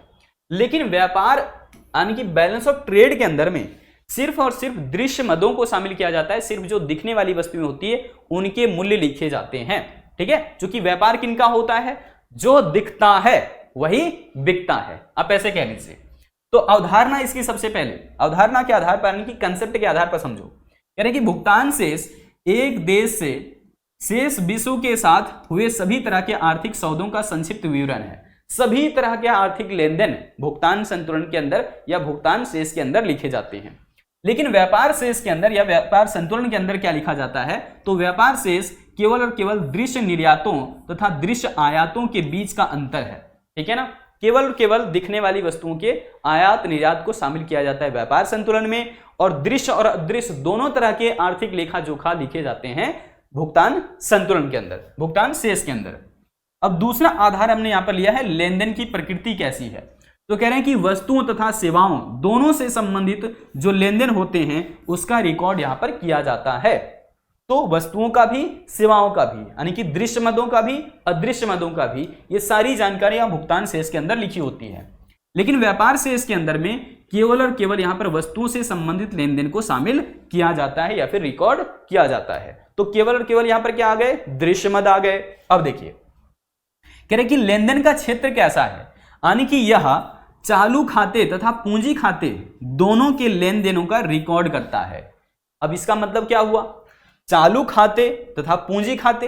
देखिए चालू खाता मतलब होता है कि करेंटली अभी क्या लेन देन किया जा रहा है, आयात निर्यात किन चीजों का किया गया। और पूंजी खाता कहने का मतलब है दूसरे देशों में निवेश कैसे किया गया, कितने रुपए का किया गया, या फिर अपने देश में निवेश कितने रुपए का किया गया विदेशों से। तो ये सब सारी चीजें अलग अलग लिखी जाती है, यानी कि चालू खाता पूंजी खाता ये अलग अलग दर्ज किए जाते हैं। ठीक है ना, चालू खाता जो होता है वो वर्तमान समय से संबंधित होता है ना, और जो पूंजी खाता होता है ये दीर्घ काल से संबंधित होता है, और चालू खाता अल्प काल से संबंधित होता है। इतनी सी बात ध्यान रखना। अब कह रहे हैं क्या कि यह पूंजी खाते में के लेन देन को रिकॉर्ड नहीं करता है, यानी कि सीधे तौर पर कह लीजिए कि जो व्यापार शेष में मदें लिखी जाती है उसमें विजिबल आइटम्स रहते हैं, उसमें पूंजी खाता का विशेष कोई महत्व नहीं है, शामिल ही नहीं है उसमें पूंजी खाता। यानी कि सिर्फ और सिर्फ यहां पर चालू खाते के अंदर सारी बातें लिखी जाती है कि इन चीजों का आयात या निर्यात किया गया, कितने रुपए का किया गया। अब आ रहे हैं संतुलन के आधार पर। सामान्यतः ऐसा कहा जाता है कि भुगतान शेष जो होता है या भुगतान संतुलन जो होता है वो हमेशा संतुलित ही होता है जब इसमें भारतीय रुपए या फिर भारतीय रिजर्व बैंक यानी कि आरबीआई के कोष प्रकट किए जाते हैं। ठीक है, तो इसका मतलब है पूरी तरीके से आरबीआई ये फैसला लास्ट में सुना देती है कि भैया बैलेंस ऑफ पेमेंट तो बैलेंस में है। ठीक है, क्योंकि कुछ ना कुछ रिजर्व जो है वो रिजर्व बैंक के पास रहता है ना। किसके पास रहता है, भारतीय रिजर्व के बैंक के पास, और वो अपना फंड भी दिखा देती है। तो इस प्रकार से दोनों जो है वो अगर देखा जाए कि भुगतान शेष में क्या फायदा क्या नुकसान हुआ है ना, संतुलित कैसे रहता है, तो इसको हम लोग और भी डिटेल में अभी समझेंगे। हालांकि फिलहाल ये मान लीजिए कि भुगतान शेष हमेशा संतुलन में रहता है। आप ये लाइन लिख सकते हो, भुगतान संतुलन हमेशा संतुलन में रहता है, जबकि व्यापार संतुलन में ऐसा नहीं है। क्योंकि कभी कभी जो है आप देखेंगे कि यहां पर हम एक्सपोर्ट ज्यादा कर देते हैं किन्हीं किन्हीं वस्तुओं का, और हम कई बार इंपोर्ट ज्यादा कर लेते हैं, ऐसा भी होता है। तो यहां पर असंतुलन में हमेशा रहता है ये चीजें। तो कह रहे हैं कि यह या तो धनात्मक यानी कि हम एक्सपोर्ट ज्यादा करते हैं और इंपोर्ट कम। हमने कहा था ना सबसे पहले में शुरुआत में मैंने कहा था कि एक्सपोर्ट वैल्यू हमेशा पॉजिटिव में लिखा जाता है और इंपोर्ट वैल्यू हमेशा नेगेटिव में लिखा जाता है। तो सोच के देखिए जब निर्यात ज्यादा होगा और आयात कम, तो ऐसे में आने की हमारे लिए बिल्कुल अनुकूल स्थितियां बन रही है। लेकिन ऋणात्मक स्थिति नहीं बल्कि वो परिस्थिति को बता रहा है, क्योंकि हम यहां पर निर्यात कम कर पा रहे हैं और आयात ज्यादा कर रहे हैं। तो ऐसे में ये हो जाता है प्रतिकूल हमारे लिए। ठीक है ना, तो इस बात को ध्यान रखिएगा। और संतुलन में कब होगा, जब एक्सपोर्ट और इंपोर्ट दोनों का वैल्यू बराबर हो। लेकिन ऐसा बहुत कम ही देखा जाता है। जनरली देखा जाता है कि एक्सपोर्ट ज्यादा है कभी, या फिर कभी इंपोर्ट ज्यादा है। ये स्थितियां ज्यादा होती हैं। चलो भैया आगे बढ़ते हैं। अब हम लोग अब यहां से कंसेप्ट अलग अलग हम ले लेते हैं, व्यापार शेष के लिए या फिर व्यापार संतुलन के लिए। इसको परिभाषा जो है वो ध्यान रखना, इसका परिभाषा बहुत इंपॉर्टेंट है, बहुत ज्यादा इंपॉर्टेंट है। आप लोगों को रेगुलर पूछता है कह रहे हैं कि व्यापार संतुलन का मतलब केवल और केवल भौतिक मदों अर्थात दृश्य मदों के निर्यात मूल्य तथा आयात मूल्य से है। ठीक है, और इनके बीच में क्या अंतर है उसी को दरअसल यहां पर व्यापार संतुलन कहा जा रहा है। जैसे कि हम कुछ वस्तुओं का निर्यात किए तो कितने रुपए का था, दूसरे देशों ने हमें दिया सामान यानी कि हमने आयात किया वो कितने रुपए का था, दोनों के बीच का डिफरेंस ही क्या कहलाता है, तो व्यापार संतुलन कहलाता है। तो आप इस प्रकार से परिभाषित कर लो कि व्यापार संतुलन का मतलब केवल भौतिक वस्तुओं यानी कि केवल दिखने वाली वस्तुओं का ही आयात या निर्यात मूल्य शामिल किए जाते हैं। तो निर्यात और आयात मूल्य के बीच का जो अंतर होता है उसे भुगतान संतुलन नहीं बल्कि व्यापार संतुलन कहते हैं। क्यों? क्योंकि यहां पर सिर्फ और सिर्फ दृश्य मदों की बात की गई है, सिर्फ और सिर्फ भौतिक वस्तुओं की बात की गई है। चलिए, एक बात हमने यहां पर नोट कर रहा है आपके लिए कि व्यापार संतुलन में केवल और केवल विजिबल आइटम्स या फिर दृश्य मदों की जानकारी शामिल रहती है। जैसे कि मशीन का लेन देन हो रहा हो, मशीनों का लेन देन हुआ, मशीन दिखता है भैया, कपड़ा भी दिखता है खुली आंखों से, सीमेंट भी दिखता है, मोबाइल भी दिखता है, ये सब सारी चीजों का दूसरे देशों से लेन देन जो हो रहा है इसे हम रखेंगे कहां, व्यापार संतुलन के अंतर्गत। और ये सारी क्या है, दृश्य मदें हैं, ध्यान रखना। ठीक है, तो इसका आकलन जनरली आप ऐसे कर सकते हैं, ये सूत्र है आपके लिए, और इस सूत्र में क्या कहा जाता है इस बात को ध्यान से सुनना। ठीक है, यहां पर हम क्या कह रहे हैं कि व्यापार संतुलन को जानने का या फिर उनको आकलन करने का तरीका यह है कि वस्तुओं का निर्यात मूल्य कितना है, हमने जो वस्तु दूसरे देशों को बेचा उसका एक्सपोर्ट वैल्यू कितना है। मान लीजिए कि यहां पर है 5,000 करोड़ रुपए या फिर 5,000, ठीक है, करोड़ रुपए, मैं पूरा लिख देता हूं, 5,000 करोड़ रुपए ये रहा। और जो आयात किया, दूसरे देशों से सामान खरीदा, वो मान लीजिए है 3,000 करोड़ रुपए। दूसरे देशों से हमने देखो कम आयात किया है, 3,000 करोड़ रुपए, तो अपने देश को फायदा हो गया 2,000 करोड़ रुपए का।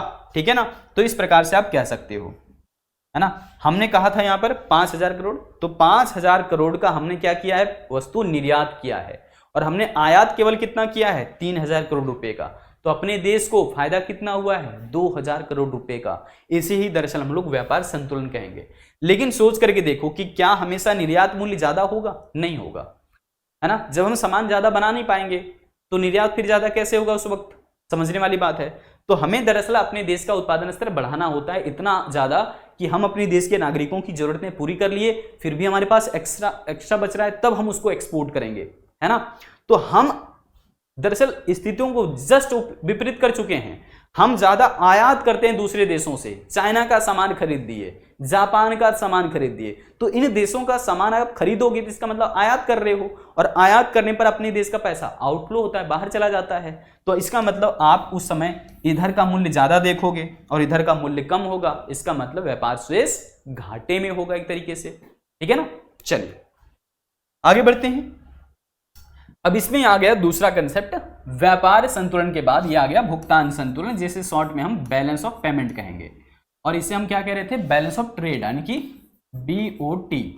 ठीक है, अब क्या कह रहे हैं, भुगतान संतुलन। तो ये है क्या, दरअसल कह रहे हैं कि किसी देश का भुगतान संतुलन किसी भी दी हुई समय अवधि में, और ये जनरली होता है 1 वर्ष, और ये 1 वर्ष कौन सा है, वही एक वित्तीय वर्ष जिसका हमने बार बार जिक्र किया है, 1 अप्रैल से लेकर के अगले 31 मार्च तक की समय अवधि। ठीक है, तो इस समय अवधि में देश के निवासियों तथा शेष विश्व के बीच में किस प्रकार के लेन देन हुए हैं, उन सभी प्रकार के आर्थिक लेन देन का ये व्यवस्थित रिकॉर्ड होता है। अब क्या मतलब है इसका, मान लो हमने दूसरे देश का सामान खरीदा यानी कि आयात किया, या फिर हमने अपने देश का सामान दूसरे देश में बेचा यानी कि निर्यात किया, इनके मूल्य तो यहां पर रहेंगे ही क्योंकि ये दृश्य मदें हैं, साथ साथ में ही कुछ पूंजीगत वस्तुओं का भी लेन देन हो रहा होता है, या फिर मान लीजिए हम दूसरे देशों में निवेश करते हैं, इन सब के मूल्य भी यहां पर दर्ज किए जाते हैं। और क्या कह रहा है, व्यवस्थित रिकॉर्ड है, यानी कि यहां पर अलग अलग खाते के अंदर अलग अलग मदों को लिखा जाता है। देखते हैं कितने खाते हैं इसके अंदर। तो सबसे पहले यहां पर नोट पॉइंट देख लेते हैं। कह रहे हैं कि भुगतान संतुलन के अंतर्गत यहां पर दृश्य और अदृश्य दोनों प्रकार के मदों को शामिल किया जाता है। विजिबल और इनविजिबल दोनों तरह के आइटम शामिल रहते हैं भुगतान संतुलन के अंतर्गत। सवाल पूछता है लेकिन व्यापार संतुलन के अंदर व्यापार संतुलन के अंदर आपने क्या देखा, केवल और केवल विजिबल आइटम शामिल है, केवल और केवल दृश्य मदें शामिल है, केवल भौतिक वस्तुएं शामिल है, केवल खुली आंखों से दिखने वाली वस्तुएं शामिल है। लेकिन भुगतान संतुलन के अंतर्गत में आप देख रहे हैं कि दृश्य और अदृश्य दोनों तरह की मदें शामिल रहती है। इस बात को ध्यान रखना होगा। तो भुगतान संतुलन में दिखने वाली और ना दिखने वाली। अब ये अदृश्य मदें क्या होती है? अदृश्य मदें कहने का मतलब है सेवाएं, है ना। दूसरे देश के कोई अच्छा डॉक्टर, अच्छा इंजीनियर अपने देश में बुला लिए, है ना, उनकी सेवाएं लिए, या फिर अपने देश का कोई अच्छा इंजीनियर दूसरे देश में चला गया अपनी सर्विस देने के लिए, तो वो भी कह सकते हैं। वो सब होता है अदृश्य मदें। लेकिन वस्तुओं का लेन देन, है ना, ये क्या कहलाता है? तो वस्तुओं का जो लेन देन होता है इसको हम लोग कहेंगे सीधे तौर पर दृश्य मदें, और जो सेवाएं होती है वो क्या होती है? अदृश्य मदें होती है। चलिए आगे आते हैं। अब इसके अंदर 3 अलग अलग खाता होता है, ध्यान रखिएगा। क्वेश्चन भी पूछता है कि भुगतान संतुलन के कितने खाते हैं, तो 3 खाता है इसके अंदर मुख्य तौर पर। सबसे पहले हम लोग बात करेंगे करंट अकाउंट का, उसके बाद बात करेंगे फिर कैपिटल अकाउंट का, और फिर अन्य जो है अकाउंट यानी कि अदर अकाउंट। तो चालू खाता, पूंजी खाता और अन्य खाता, 3 तरह के यहाँ पर खाते हैं। चालू खाता का संबंध वर्तमान समय से होता है, पूंजी खाता का दीर्घकाल से संबंधित है, और अन्य खाता के अंदर भूल चूक बेईमानी ये सब लिखे जाते हैं। तो सबसे पहले आइए चालू खाता के ऊपर। कह रहे हैं कि भुगतान संतुलन के चालू खाते में हम लोग दृश्य और अदृश्य दोनों तरह के मदों का आयात निर्यात मूल्य को शामिल करते हैं।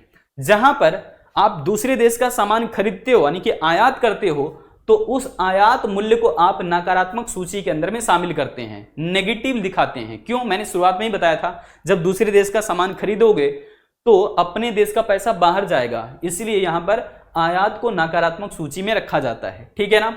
और उसके अलावे अगर आप दूसरे देश को सामान निर्यात करते हो, अपना सामान बेचते हो, तो एक्सपोर्ट हुआ, तो एक्सपोर्ट करने से अपने देश में पैसा आएगा, इसीलिए निर्यात मूल्य को हमेशा पॉजिटिव में रखा जाता है, धनात्मक सूची में रखा जाता है, ठीक है ना। तो ये बातें समझ आ गई होगी कि आयात मूल्य कहां रहेगा? नकारात्मक सूची में, नेगेटिव में, और निर्यात मूल्य कहां रहेगा? सकारात्मक या फिर धनात्मक सूची के अंदर शामिल रहेगा। अब देखिए दूसरी बात क्या है कि चालू खाते के अंदर आपको दृश्य मदें यानी कि विजिबल आइटम का आयात निर्यात की जानकारी रहती है, और ये जानकारी कहां से मिलेगी आपको? हवाई अड्डों से, बंदरगाहों से, है ना, यहां से मिलेगा। जबकि अदृश्य मदें भी यहां पर चूंकि लिखी जाती है, तो अदृश्य मदों की जानकारी आपको मिलेगा पर्यटन स्थल से, या फिर कह लीजिए विशेषज्ञों की सेवाएं, ये सारी चीजें क्या होती हैं? अदृश्य मदें होती है। तो इन सबके बारे में भी सारी चीजें यहां पर लिखी रहती हैं, ठीक है ना। इसके साथ में दूसरे देशों को दान देना, उपहार देना, ये सब भी क्या होता है? तो ये सब भी इनविजिबल आइटम ही होते हैं। क्लियर सी बात है। तो वस्तुओं और सेवाओं का लेन देन हो रहा है, और दोनों तरह के आइटम को यहां पर लिखा जाते हैं। विजिबल आइटम है तो उसको अलग लिखा जाएगा, इनविजिबल आइटम है उसको अलग लिखा जाएगा, ताकि सारी चीजें व्यवस्थित तरीके से रिकॉर्ड हो सके, कुछ भूल चूक ना हो, है ना। अब इसको अगर देखोगे असल में, तो ये पूरा का पूरा अकाउंट इस प्रकार से दिखता है, जैसे कि करंट अकाउंट यानी कि चालू खाता, है ना। और चालू खाता के अंदर जैसे मैंने कहा, यहाँ वस्तुओं को भी लिखा जाएगा, सेवाओं को भी लिखा जाएगा, है ना, कि किन चीजों का आयात या निर्यात किया गया है। तो देखो गुड्स एंड सर्विसेज दोनों चीजें शामिल है, ठीक है। टूरिज्म को भी शामिल किया गया है, यानी कि दूसरे देश का कोई व्यक्ति अपने देश में घूमने फिरने के लिए आते हैं, ये कहाँ शामिल होगा? अदृश्य मदों के अंदर, है ना। तो ये सब सारी चीजें आपने समझ लिया। कैपिटल अकाउंट में मुख्य तौर पर आप समझिए दूसरे देशों में जो हम लोग निवेश करते हैं, या फिर अपने देश को जो निवेश प्राप्त होता है, इसे दरअसल लिखा जाता है कैपिटल अकाउंट के अंदर। अगर हमने दूसरे देशों में निवेश किया है तो अपना पूंजी बाहर गया, तो हम इसे नेगेटिव में दिखाएंगे, ठीक है ना। लेकिन वहां से अगर, है ना, हमें निवेश प्राप्त हुआ है, इसे हम पॉजिटिव में दिखाएंगे। बात क्लियर है? चलो आगे आते हैं। अब यहां पर एक और अकाउंट होता है, हालांकि इसमें 2 अकाउंट और होता है, सॉरी 2 अकाउंट और क्या होता है? तो यहां पर देखना, हमने तो आपको बता दिया अदर अकाउंट, तो यहां पर एरर और ओमिशंस को शामिल करते हैं। खास तौर पर ये क्या होता है? भूल चूक बेईमानी, ये सब जो चीजें होती है ना, इन चीजों को रखा जाता है। जैसे अपने ही देश के कई सारे लोग ऐसे हैं जो कई बार अपने ही देश के साथ वो थोड़ी सी बेईमानी कर लेते हैं, है ना, कुछ भूल चूक हो गई, है ना, लिखने में, यानी कि चालू खाता में नहीं आ पाया, ना पूंजी खाता में आ पाया, किसी गड़बड़ी की वजह से, तो अन्य अकाउंट में उसको रखा जाता है। तो उसकी चर्चा करेंगे आगे। अब पूंजी खाते के अंदर में आप देखोगे तो कैपिटल अकाउंट कह रहे हैं इसको, तो पूंजी खाते में वे सभी अंतरराष्ट्रीय लेन देन दर्ज किए जाते हैं जो कि एक देश के निवासियों द्वारा शेष विश्व से संपत्ति का आदान प्रदान होता है, यानी कि यहां पर सीधे तौर पर कह लो निवेश को लिखा जाता है, ठीक है ना, इन्वेस्टमेंट को लिखा जाता है। या फिर पूंजी खाते के अंदर आप कह सकते हैं सोने का आगमन, सॉरी आवागमन, ठीक है ना। बहुत सारे गोल्ड हम लोग जो है दूसरे देशों से खरीदते हैं, दूसरे देश भी हमसे खरीदते हैं, तो ये सब सारा चीज है ना कैपिटल अकाउंट में रखा जाता है। निजी लेन देन हो, है ना, प्राइवेट ट्रांजेक्शन हो, निजी विदेशी ऋण, इसको भी पूंजी खाते के अंदर लिखा जाएगा, क्योंकि ये भी कहीं ना कहीं पूंजी के ही लेन देन किया जा रहा है। उसके अलावा बैंकिंग पूंजी का भी, अपने देश का जो कुछ करेंसी है वो दूसरे देशों में भी रिजर्व रहता है, ये सब भी कैपिटल अकाउंट के अंदर लिखे जाते हैं, ठीक है। चलो आगे बढ़ते हैं। अन्य खाता के अंदर क्या शामिल होगा? देखिए भैया, जो चीज चालू खाता के अंदर नहीं आ पाया या फिर पूंजी खाता में नहीं आ पाया, उसे हम लोग अन्य खाते के अंदर रख देते हैं, ठीक है। तो यहां पर अन्य खाते में वो रखा गया। अब इसके अंतर्गत हो सकता है भूल चूक हो, बेईमानी हो, घोटाले हो, ये सब सारी चीजें जो वो अन्य खाते के अंदर शामिल कर लिए जाते हैं, ठीक है। चलो, तो 3 खाता आपको समझ आ गया भुगतान संतुलन के अंतर्गत। और इसी प्रकार से अब हम लोग यहां पर इसे समझने वाले हैं कि क्या ये असंतुलन हो सकता है। तो देखिए, भुगतान संतुलन जो है वो असंतुलन भी होता है। इसके पीछे बहुत सारे कारण होते हैं, मुख्य कारण यहां पर लिखे हुए हैं, है ना। और अलग अलग परिस्थितियां वही होती है।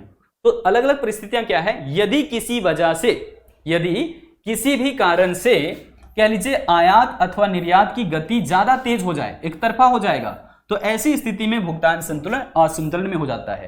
यानी कि ज्यादा हमने या तो एक्सपोर्ट कर दिया या फिर दूसरे देशों से ज्यादा इंपोर्ट कर लिया, तो ये अनबैलेंस हो गया, ठीक है। तो यहां पर हम कहेंगे क्या? देखो, आयात के समान रहने पर कई बार होता है कि आयात बिल्कुल सेम टू सेम है, पहले की जैसा ही, लेकिन निर्यात में बहुत ज्यादा वृद्धि हो गया या फिर बहुत ज्यादा कमी हो गया, ये पहला स्थिति हो सकता है। दूसरा ऐसा हो सकता है निर्यात बिल्कुल समान है लेकिन आयात में तेजी से वृद्धि हो गया या फिर तेजी से कमी हो गया, ऐसी भी स्थिति बन जाती है कई बार। या फिर आयात और निर्यात दोनों जो है वो असमानुपातिक तरीके से वृद्धि या फिर कमी हो जाते हैं। तो ये 3 अलग अलग परिस्थितियां हैं भुगतान संतुलन के असंतुलन होने के। तो यहां से आपने ये चीजें समझ लिया है। अब इसके कारण क्या क्या हैं? तो 3 कारण होते हैं। सबसे पहले आर्थिक कारण, राजनीतिक कारण और सामाजिक कारण, और ये तीनों को जानिए, है ना। यहां पर देखो, आर्थिक कारण के अंदर कह रहे हैं कि जब कोई देश बड़े पैमाने पर विकास पर खर्च करते हैं, है ना, पुल बना रहे हैं, है ना, ओवरब्रिज बना रहे हैं, इस प्रकार से ट्रेन पटरियां बिछा रहे हैं, नई ट्रेनों को ला रहे हैं, नई तकनीक को अपना रहे हैं, तो भारी मात्रा में पूंजी खर्च होता है। तो कह रहे हैं जब कोई देश बड़े पैमाने पर विकास पर खर्च करता है तो दूसरे देशों से कुछ ना कुछ आयात करने की आवश्यकता पड़ती है। अब ऐसे में अपने देश का पैसा बाहर जाता है, ठीक है ना। तो आयात निर्यात की गति में कहीं ना कहीं आपको असंतुलन देखने को मिलेगा, ठीक है। देखिए आगे क्या कहना है, राजनीतिक कारक क्या है? तो राजनीतिक कारण में यहां पर है राजनीतिक अस्थिरता, सरकारें बनती है बिगड़ती है, ठीक है। तो यहां पर राजनीतिक अस्थिरता के कारण बड़े पैमाने पर देश की पूंजी बाहर चली जाती है, और इससे भी आप देखेंगे कि विदेशी पूंजी का आगमन रुक जाता है। दूसरे देश आपके देश में निवेश नहीं करना पसंद करते हैं क्योंकि आपकी सरकारें बन रही है, बिगड़ रही है, तो उनको भरोसा नहीं होता है कि देश में निवेश करने से फायदा होगा या नहीं। तो इसलिए विदेशी पूंजी का आगमन भी रुक जाता है और इससे कहीं ना कहीं भुगतान संतुलन असंतुलन में पहुंच जाता है। अगला तीसरा जो कारण है सामाजिक कारण, क्योंकि देश में रहने वाले लोगों की इच्छाएं आवश्यकताएं अलग अलग तो हैं ही, लेकिन उनके फैशन, आदत, रुचि, इस सब को भी समझना बहुत इंपॉर्टेंट है। तो समाज के लोगों की आदत, रुचियां, फैशन आदि को अगर आप समझ लेंगे तो फिर जो है वो बात तो बन जाती है। लेकिन चूंकि लोगों की आदत, रुचियां, फैशन ये सब बदलती रहती हैं समय के हिसाब से, और यही वजह है कि कई बार हमारे देश के लोग दूसरे देश का सामान खरीदना ज्यादा पसंद करने लगते हैं। तो दूसरे देश का सामान ज्यादा खरीदोगे भैया, यानी कि इंपोर्ट ज्यादा करोगे, तो अपने देश का पैसा आउटफ्लो होगा। समझ गए? चलो, तो ये सब 3 कारण है आपसे जो पूछा जाता है और इन्हीं को लिखना था बेसिकली। तो आप यहां पर इसको मेंशन कर लेना बहुत अच्छे तरीके से। मैंने आपको जो है सारी चीजें एक्सप्लेन तो कर ही दिया है। अब एक छोटा सा टर्म यहां पर रह गया है जो मैं आपको बताना चाहता हूं। एक होता है आपका क्या, ये अवमूल्यन, ठीक है ना, अवमूल्यन होगा यहां पे। अवमूल्यन, अवमूल्यन क्या होता है? सरकार जानबूझ करके तय कर देती है पहले की अपेक्षा मुद्रा का वैल्यू कम, अपने ही देश का मुद्रा का वैल्यू कम तय कर देती है। यानी कि जब एक देश द्वारा अपने देश की मुद्रा का मूल्य दूसरे देश की मुद्रा के मूल्य से कम कर दिया जाता है तो उसे हम लोग अवमूल्यन कहते हैं, यानी कि डिवैल्यूएशन कहते हैं। ऐसा प्रायः देश के मौद्रिक प्राधिकार द्वारा किया जाता है, यानी कि मनी ऑथोरिटीज इनको पूरी तरीके से मिलता है। आप कह लीजिए देश के केंद्रीय बैंक, है ना, वो तय करते हैं यहां पर कि भैया $1 की कीमत मान लो बाजार शक्तियों से तय हुआ था 84 रुपये, लेकिन हमारी सरकार जानबूझ करके कह रही है कि नहीं, $1 की कीमत हम 86 रुपये भी देने के लिए तैयार हैं, 90 रुपये देने के लिए तैयार हैं, ठीक है, मान लीजिए इतना ज्यादा, है ना। या फिर मान लीजिए 120 रुपया, ऐसा तय कर दिया सरकार ने, तो विदेशी कंपनियों को है ना लगेगा भैया मौज है, जाते हैं भारत में निवेश करते हैं। क्यों? क्योंकि $1 के बदले हम उसे पहले 84 रुपये देने के लिए तैयार थे, बाजार की मांग और पूर्ति द्वारा तय हुआ था ये सब, ठीक है। लेकिन अब $1 की कीमत हमारी सरकार क्या करेगी, हम 120 रुपये देने के लिए तैयार हैं। अब विदेशियों को लगता है कि भारत में निवेश करने का अच्छा मौका है, तो जैसे ही वो हमारे यहां निवेश करते हैं, हमारे यहां फॉरेन रिजर्व बढ़ जाता है और हमारे लिए अच्छी बात होती है। लेकिन ये अल्पकाल के लिए ऐसा किया जाता है, ध्यान रखिएगा। तो एक देश द्वारा अवमूल्यन निर्यात को बढ़ावा देने के लिए और आयात को कम करने के लिए जो है अपनाए जाते हैं, इस बात को ध्यान रखना। आने की कोशिश की जाती है कि हम अपना क्या करेंगे, एक्सपोर्ट बढ़ाएंगे, है ना, दूसरे देशों में सामान बेचेंगे, निर्यात करेंगे ज्यादा। एक होता है मूल्यह्रास। मूल्यह्रास कहने का मतलब क्या है, मैंने आपको पहले भी समझा दिया, डेफिनेशन यहां पर है, यानी कि जब किसी देश की मुद्रा का सापेक्ष मूल्य घट जाता है तब हम उसे मूल्यह्रास कहेंगे। यानी कि यहां पर सीधे समझ लो, $1 की कीमत, $1 की कीमत मान लो है 80 रुपये। अब मांग और पूर्ति की शक्तियों द्वारा ही ऐसा तय हुआ कि भैया अब $1 की कीमत 84 रुपया हो गया। अब आप क्या कहोगे, इसे कहोगे मूल्यह्रास हुआ। और ये सरकार ने तय नहीं किया है, ये विदेशी मुद्रा की मांग और पूर्ति से स्वतः ही तय हुए हैं, सरकार का हस्तक्षेप नहीं है यहां पर। मान लो अभी आप गए दूसरे देश, मान लो अमेरिका गए, $1 के बदले आपको 80 रुपये चुकाने पड़े थे, ठीक है। अब वापिस से अगर आप सोचें कि $1 तो हमें जो है मिल जा रहा था 80 रुपये में, लेकिन अब लेने के लिए गए $1 तो आपको कह रहा है कि नहीं 84 रुपये लगेगा। आप कहेंगे भैया ऐसे कैसे हो गया, तो ये सरकार ने नहीं किया है, ये सौदा हुए हैं, मांग और पूर्ति के द्वारा होता है। तो यहां पर 80 रुपये पहले चुका रहे थे, अब 84 रुपये चुकाने पड़ेंगे $1 की कीमत। तो आप इसे क्या कहते हैं, तो ध्यान रखिएगा, मूल्यह्रास कहते हैं या फिर डेप्रिसिएशन ऑफ करेंसी कहते हैं। तो इससे सारे कंसेप्ट क्लियर हो गए, इसमें कोई तो दिक्कत नहीं होगी। अगर फिर भी लगता है कि कोई भी चीजें पूछने की है आवश्यकता, तो आप जरूर से जरूर पूछ लीजिएगा। एक छोटा सा कंसेप्ट मैं आपको बताना चाहता हूं, व्यापार चक्र, ठीक है। तो व्यापार चक्र असल में होता क्या है, देखिए उतार चढ़ाव हमारे जीवन में आते रहता है, लेकिन अगर व्यापार के क्षेत्र में उतार चढ़ाव आ गया तो दरअसल इसको हम लोग कहते हैं ट्रेड साइकिल। क्या कहते हैं, ट्रेड साइकिल कहते हैं।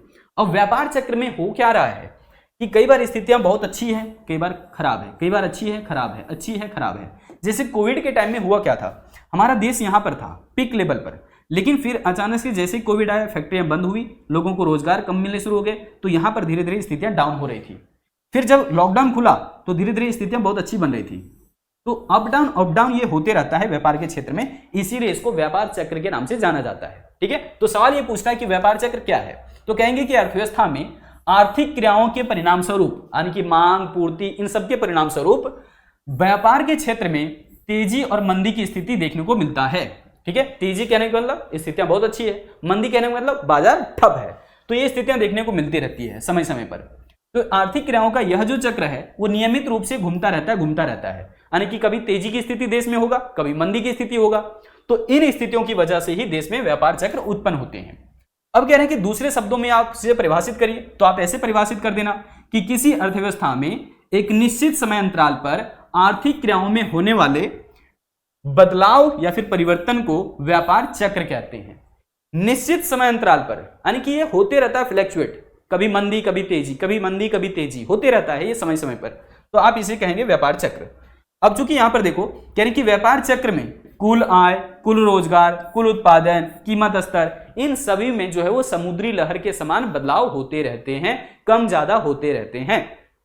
आप इसको पिक्चर से भी देख लोगे, लेकिन इससे पहले समझ लो कि 4 अवस्थाएं हैं इनकी, ठीक है। पहली अवस्था है रिकवरी, हालांकि कोई ऐसा पहला दूसरा नहीं किया सकता, बल्कि ये कह लीजिए कि एक है यहां पर आपका रिकवरी यानी कि पुनरुत्थान। दूसरा आपका है विस्तार या फिर समृद्धि की अवस्था, जिसे हम एक्सपेंशन कहते हैं या फिर प्रोस्पेरिटी कहते हैं, बहुत अच्छा शब्द है ये। और उसके बाद बूम भी कहा जाता है कई बार इसको। तीसरी एक स्थिति बन रही है प्रतिसार या फिर सुस्ती की अवस्था, जिसे हम रिसेशन कहते हैं। जब देश में डिमांड घटना शुरू हो जाता है ना, रिसेशन की स्थिति होती है ये। और यहां पर देखो चौथा हमारा है अवसाद या फिर मंदी, जिसे हम थ्रो कहते हैं या फिर डेप्रिसिएशन कहते हैं, सॉरी डेप्रिसिएशन नहीं, डिप्रेशन कहते हैं, सॉरी डेप्रिसिएशन नहीं, डिप्रेशन बोलते हैं दरअसल, ठीक है। तो डिप्रेशन में चला गया, दैट मींस मंदी में चला गया, मार्केट ठप हो गया, या फिर आप इसे कॉन्ट्रैक्शन भी कह सकते हैं, ठीक है ना। तो ये नाम दिए गए हैं। अब देखो यहां पर चार अवस्थाएं तो मैंने आपको बता दिया, लेकिन ये चारों अवस्थाओं को यहां पर पिक्चर में कैसे देख पाओगे, ठीक है। तो स्मूथली ऐसे ही किसी भी देश का तरक्की होना चाहिए, बिल्कुल सीधी रेखा की तरह, लेकिन होता नहीं है ना। जैसे हमने आपको क्या कहा, रोड बनी हुई है, आपको बाइक सीधा चलाना चाहिए, लेकिन आपको जब स्कूल या कॉलेज जाना होगा तो आप लोग भी अनुभव किए होंगे कि बाइक या फिर साइकिल आप टेढ़ा मेढ़ा चलाते हुए ज्यादा मौज करते हो। ठीक यही बात होता है यहां पर देश के अंदर भी। हमने कहा देश की स्थिति ऐसा डेवलप होना चाहिए स्मूथली, लेकिन ऐसा होता नहीं है, फ्लक्चुएट करते हुए होता है, कभी कम कभी ज्यादा, कभी कम कभी ज्यादा। तो देखो ये जो लाइन है, इससे अगर नीचे की स्थिति है, मतलब स्थिति ठीक नहीं थी, मंदी की स्थिति थी, जहां पर हम निम्न बिंदु भी इसको कहते हैं। अब इससे बाहर जब निकला जाता है ना, तो दरअसल इसको पुनरुत्थान कहा जाता है, जो कि आप यहां पर भी देख पा रहे हो। मतलब उठने की जो स्थिति होती है, गिरने के बाद उठने की, तो उसे हम पुनरुत्थान कहेंगे, ठीक है, बात समझ आया। और उठने के बाद आप देखोगे तो यहां से ऊपर जितना भी आप ये देख पा रहे हो, इसे हम समृद्धि की स्थिति कह रहे हैं। तो समृद्धि की स्थिति अगर ये है तो हम इसे कहेंगे क्या, कि बहुत अच्छी स्थिति बन पा रही है, प्रोस्पेरिटी की स्थिति, खुशहाली आ रही है देश के अंदर। और फिर जब यहां पर पहुंच जाते हैं पिक लेवल पर, तो इसे हम दरअसल कहते हैं उच्च बिंदु, या फिर इसे अंग्रेजी में कहा जाता है बूम की स्थिति, ठीक है, ध्यान रखना, तेजी की स्थिति इसी को कहा जाता है। तो आप यहां पर कह लीजिए तेजी है, और यहां पर कह लीजिए क्या है, मंदी है, ठीक है ना। तो तेजी और मंदी आपको समझ आ गया। इसके साथ में यहां पर देखो, अब तेजी के बाद अगर नीचे जाने की स्थितियां बन जाए तो हम असल में इसको कहते हैं सुस्ती की अवस्था, कि अर्थव्यवस्था में सुस्ती पकड़ लिया, मांग और पूर्ति उतनी अच्छी नहीं हो पा रही है, मार्केट धीरे धीरे गिर रहा है, तो आप इसे सुस्ती की अवस्था कहते हैं। ऐसा कोविड के टाइम में धीरे धीरे हो रहा था, ठीक है। तो इस बात को आप समझ पाए। अगली बार फिर से वैसी ही मंदी तेजी बनती रहती है। तो चार अवस्थाएं आपको ध्यान रखना है। एक तो मैंने बताया आपको पुनरुत्थान, दूसरा समृद्धि की अवस्था, तीसरा तेजी की स्थिति, और चौथा सुस्ती की अवस्था, ठीक है। तो यहां पर ये स्थितियां बनती रहती है, ठीक है। जनरली जो है आप इस चीज को आप देख पा रहे होगे, तो ध्यान रखना इसको कि कैसे कैसे मैंने आपको समझाया है, ठीक है। अब अगर इस बात को पूरी की पूरी थ्योरेटिकली आप एक्सप्लेन करना चाहें तो सब कुछ यहां पर लिखा हुआ है कि किन किन चीजों को ये प्रभावित करता है, आप नोट कर सकते हो। मैंने आपको टोटली चीजें बता ही दिया है कि व्यापार चक्र के दौरान आप देख पाओगे कि उतार चढ़ाव होते रहते हैं, ठीक है ना। कभी कभी राष्ट्रीय आय बहुत अच्छी होती है, ज्यादा हो रहा होता है, इनकम ग्रोथ बहुत ज्यादा है देश के अंदर में, उत्पादन बहुत अच्छा चल रहा है, रोजगार ज्यादा लोगों को मिल पा रहा है। कभी कभी आपको दिखेगा कि भाई बहुत अच्छा जो है कीमत मिल रहा है आजकल मार्केट में, है ना। आप अगर व्यापारी के तौर पर हैं, खुद को देख पा रहे हैं, तो प्रॉफिट बहुत अच्छा है, ठीक है। तो ये सब सारा जो है वो समृद्धि काल कहलाता है, प्रोस्पेरिटी पीरियड कहलाता है। बहुत अच्छा यानी कि मौसम है, बहुत अच्छा समय है ना इस वक्त। लेकिन इसके विपरीत जब व्यापार के क्षेत्र में आप देखेंगे कि राष्ट्रीय आय कम हो पा रहा है, कम उत्पादन हो रहा है, कम लोगों को रोजगार मिल रहे हैं, है ना, बेरोजगारी की समस्या बढ़ रही है, कीमत जो है बहुत कम मिल पा रहा है वस्तुओं का, तो ऐसी स्थिति में जो है वो मंदी काल कहा जाता है, डिप्रेशन की स्थिति होती है, ठीक है। तो व्यापार के क्षेत्र में ऐसा जो है अवस्था बनते रहता है, लेकिन आप इसको ऐसा मत समझो कि पहले पुनरुत्थान आया फिर मंदी फिर तेजी, ऐसा नहीं है ना। ये कहीं से भी शुरू हुआ, बट ये आप नहीं कह सकते कि कहां से शुरू हुआ। जैसे कि साइकिल का चक्का है ना, आप देख पाओगे कहां से शुरू हुआ कहां खत्म पता ही नहीं चलता, ठीक है। इसी प्रकार से आप इसमें कह सकते हैं कि इसमें ना ही शुरुआत है और ना ही कहीं अंत है, और ये अवस्थाएं समय समय पर जो है वो आती है और जाती रहती है, समय समय पर ये बदलता ही रहता है। तो आपके लिए यहां पर मैंने स्पेशली नोट भी कर रखा है कि अर्थव्यवस्था में तेजी के बाद मंदी की अवस्था, मंदी के बाद पूर्णता जो है वो नई स्थिति जन्म लेती है। तो आप ये नहीं कह सकते कि तेजी के बाद तुरंत मंदी आ गया और उतने समय के लिए रहेगा जितना तेजी रहा था, नहीं। जितने समय के लिए मंदी था उतना ही समय के लिए तेजी रहेगा, जरूरी नहीं है। जितने समय के लिए तेजी था उतना ही समय के लिए मंदी रहेगा, ये भी जरूरी नहीं है। बात समझ गए। तो ये सब सारी जानकारियां आपको जो मैंने दी हैं, बस आप नोट करो सारी चीजों को और बताओ कि ये सारी चीजें कैसा लगा, कंसेप्ट समझ में आया है या नहीं। तो मुख्य रूप से आपको जो इस क्वेश्चन को, इस चैप्टर के अंदर जो क्वेश्चन मिल जाते हैं वो ये, सबसे पहले आप बैलेंस ऑफ पेमेंट यानी कि भुगतान संतुलन को अच्छे से कवर करना कि भुगतान संतुलन क्या है, ठीक है। बात समझ पा रहे हो, भुगतान संतुलन क्या है, इसको कर लेना। ये क्वेश्चन पूछता है इसके कितने खाते हैं, तो मैंने बताया 3 खाता है, चालू खाता, पूंजी खाता और अन्य खाता। इसके कितने खाते हैं, कितने खाते हैं, ठीक है। और इसके साथ में अब एक क्वेश्चन ऐसा बन सकता है, ठीक है, दूसरा एक क्वेश्चन ऐसा बन सकता है, जब मैं कह रहा हूं कि मान लो भैया यहां पर मैंने कह दिया व्यापार संतुलन, व्यापार संतुलन से आप क्या समझते हैं?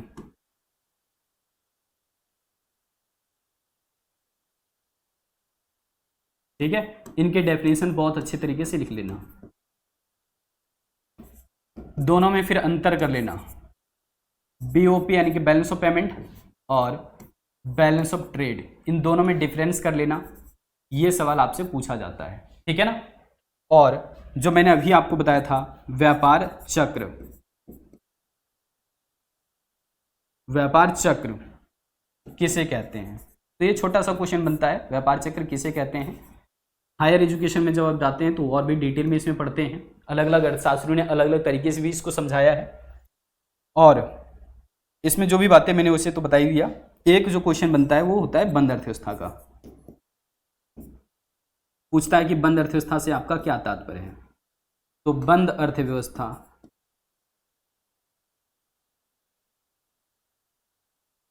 से आपका क्या तात्पर्य है, ठीक है। तो मैंने आपको जो है इंपॉर्टेंट क्वेश्चंस भी इस चैप्टर के बता दिए, और जो भी बातें अगर आपको लगता है कि पूछना चाहिए तो चैट सेक्शन के अंदर आप मुझसे जरूर पूछ सकते हैं, बता देना कि कौन सी ऐसी चीजें हैं जो कि रह गई या फिर आपको बतानी चाहिए, है ना, और भी डेप्थ में आप जानना चाहते हो तो जरूर से जरूर मेंशन कर देना। वन शॉट के अंदर पूरी चीजें मैंने बता दी आपको, तो हर एक जानकारी आप आसानी से नोट डाउन कर लो, उसे रिवाइज करो जितना ज्यादा हो सके। ऑल द बेस्ट, बहुत सारी शुभकामनाएं, मिलते हैं हम लोग फिर अगले किसी वीडियो अपडेट के साथ। जय हिंद।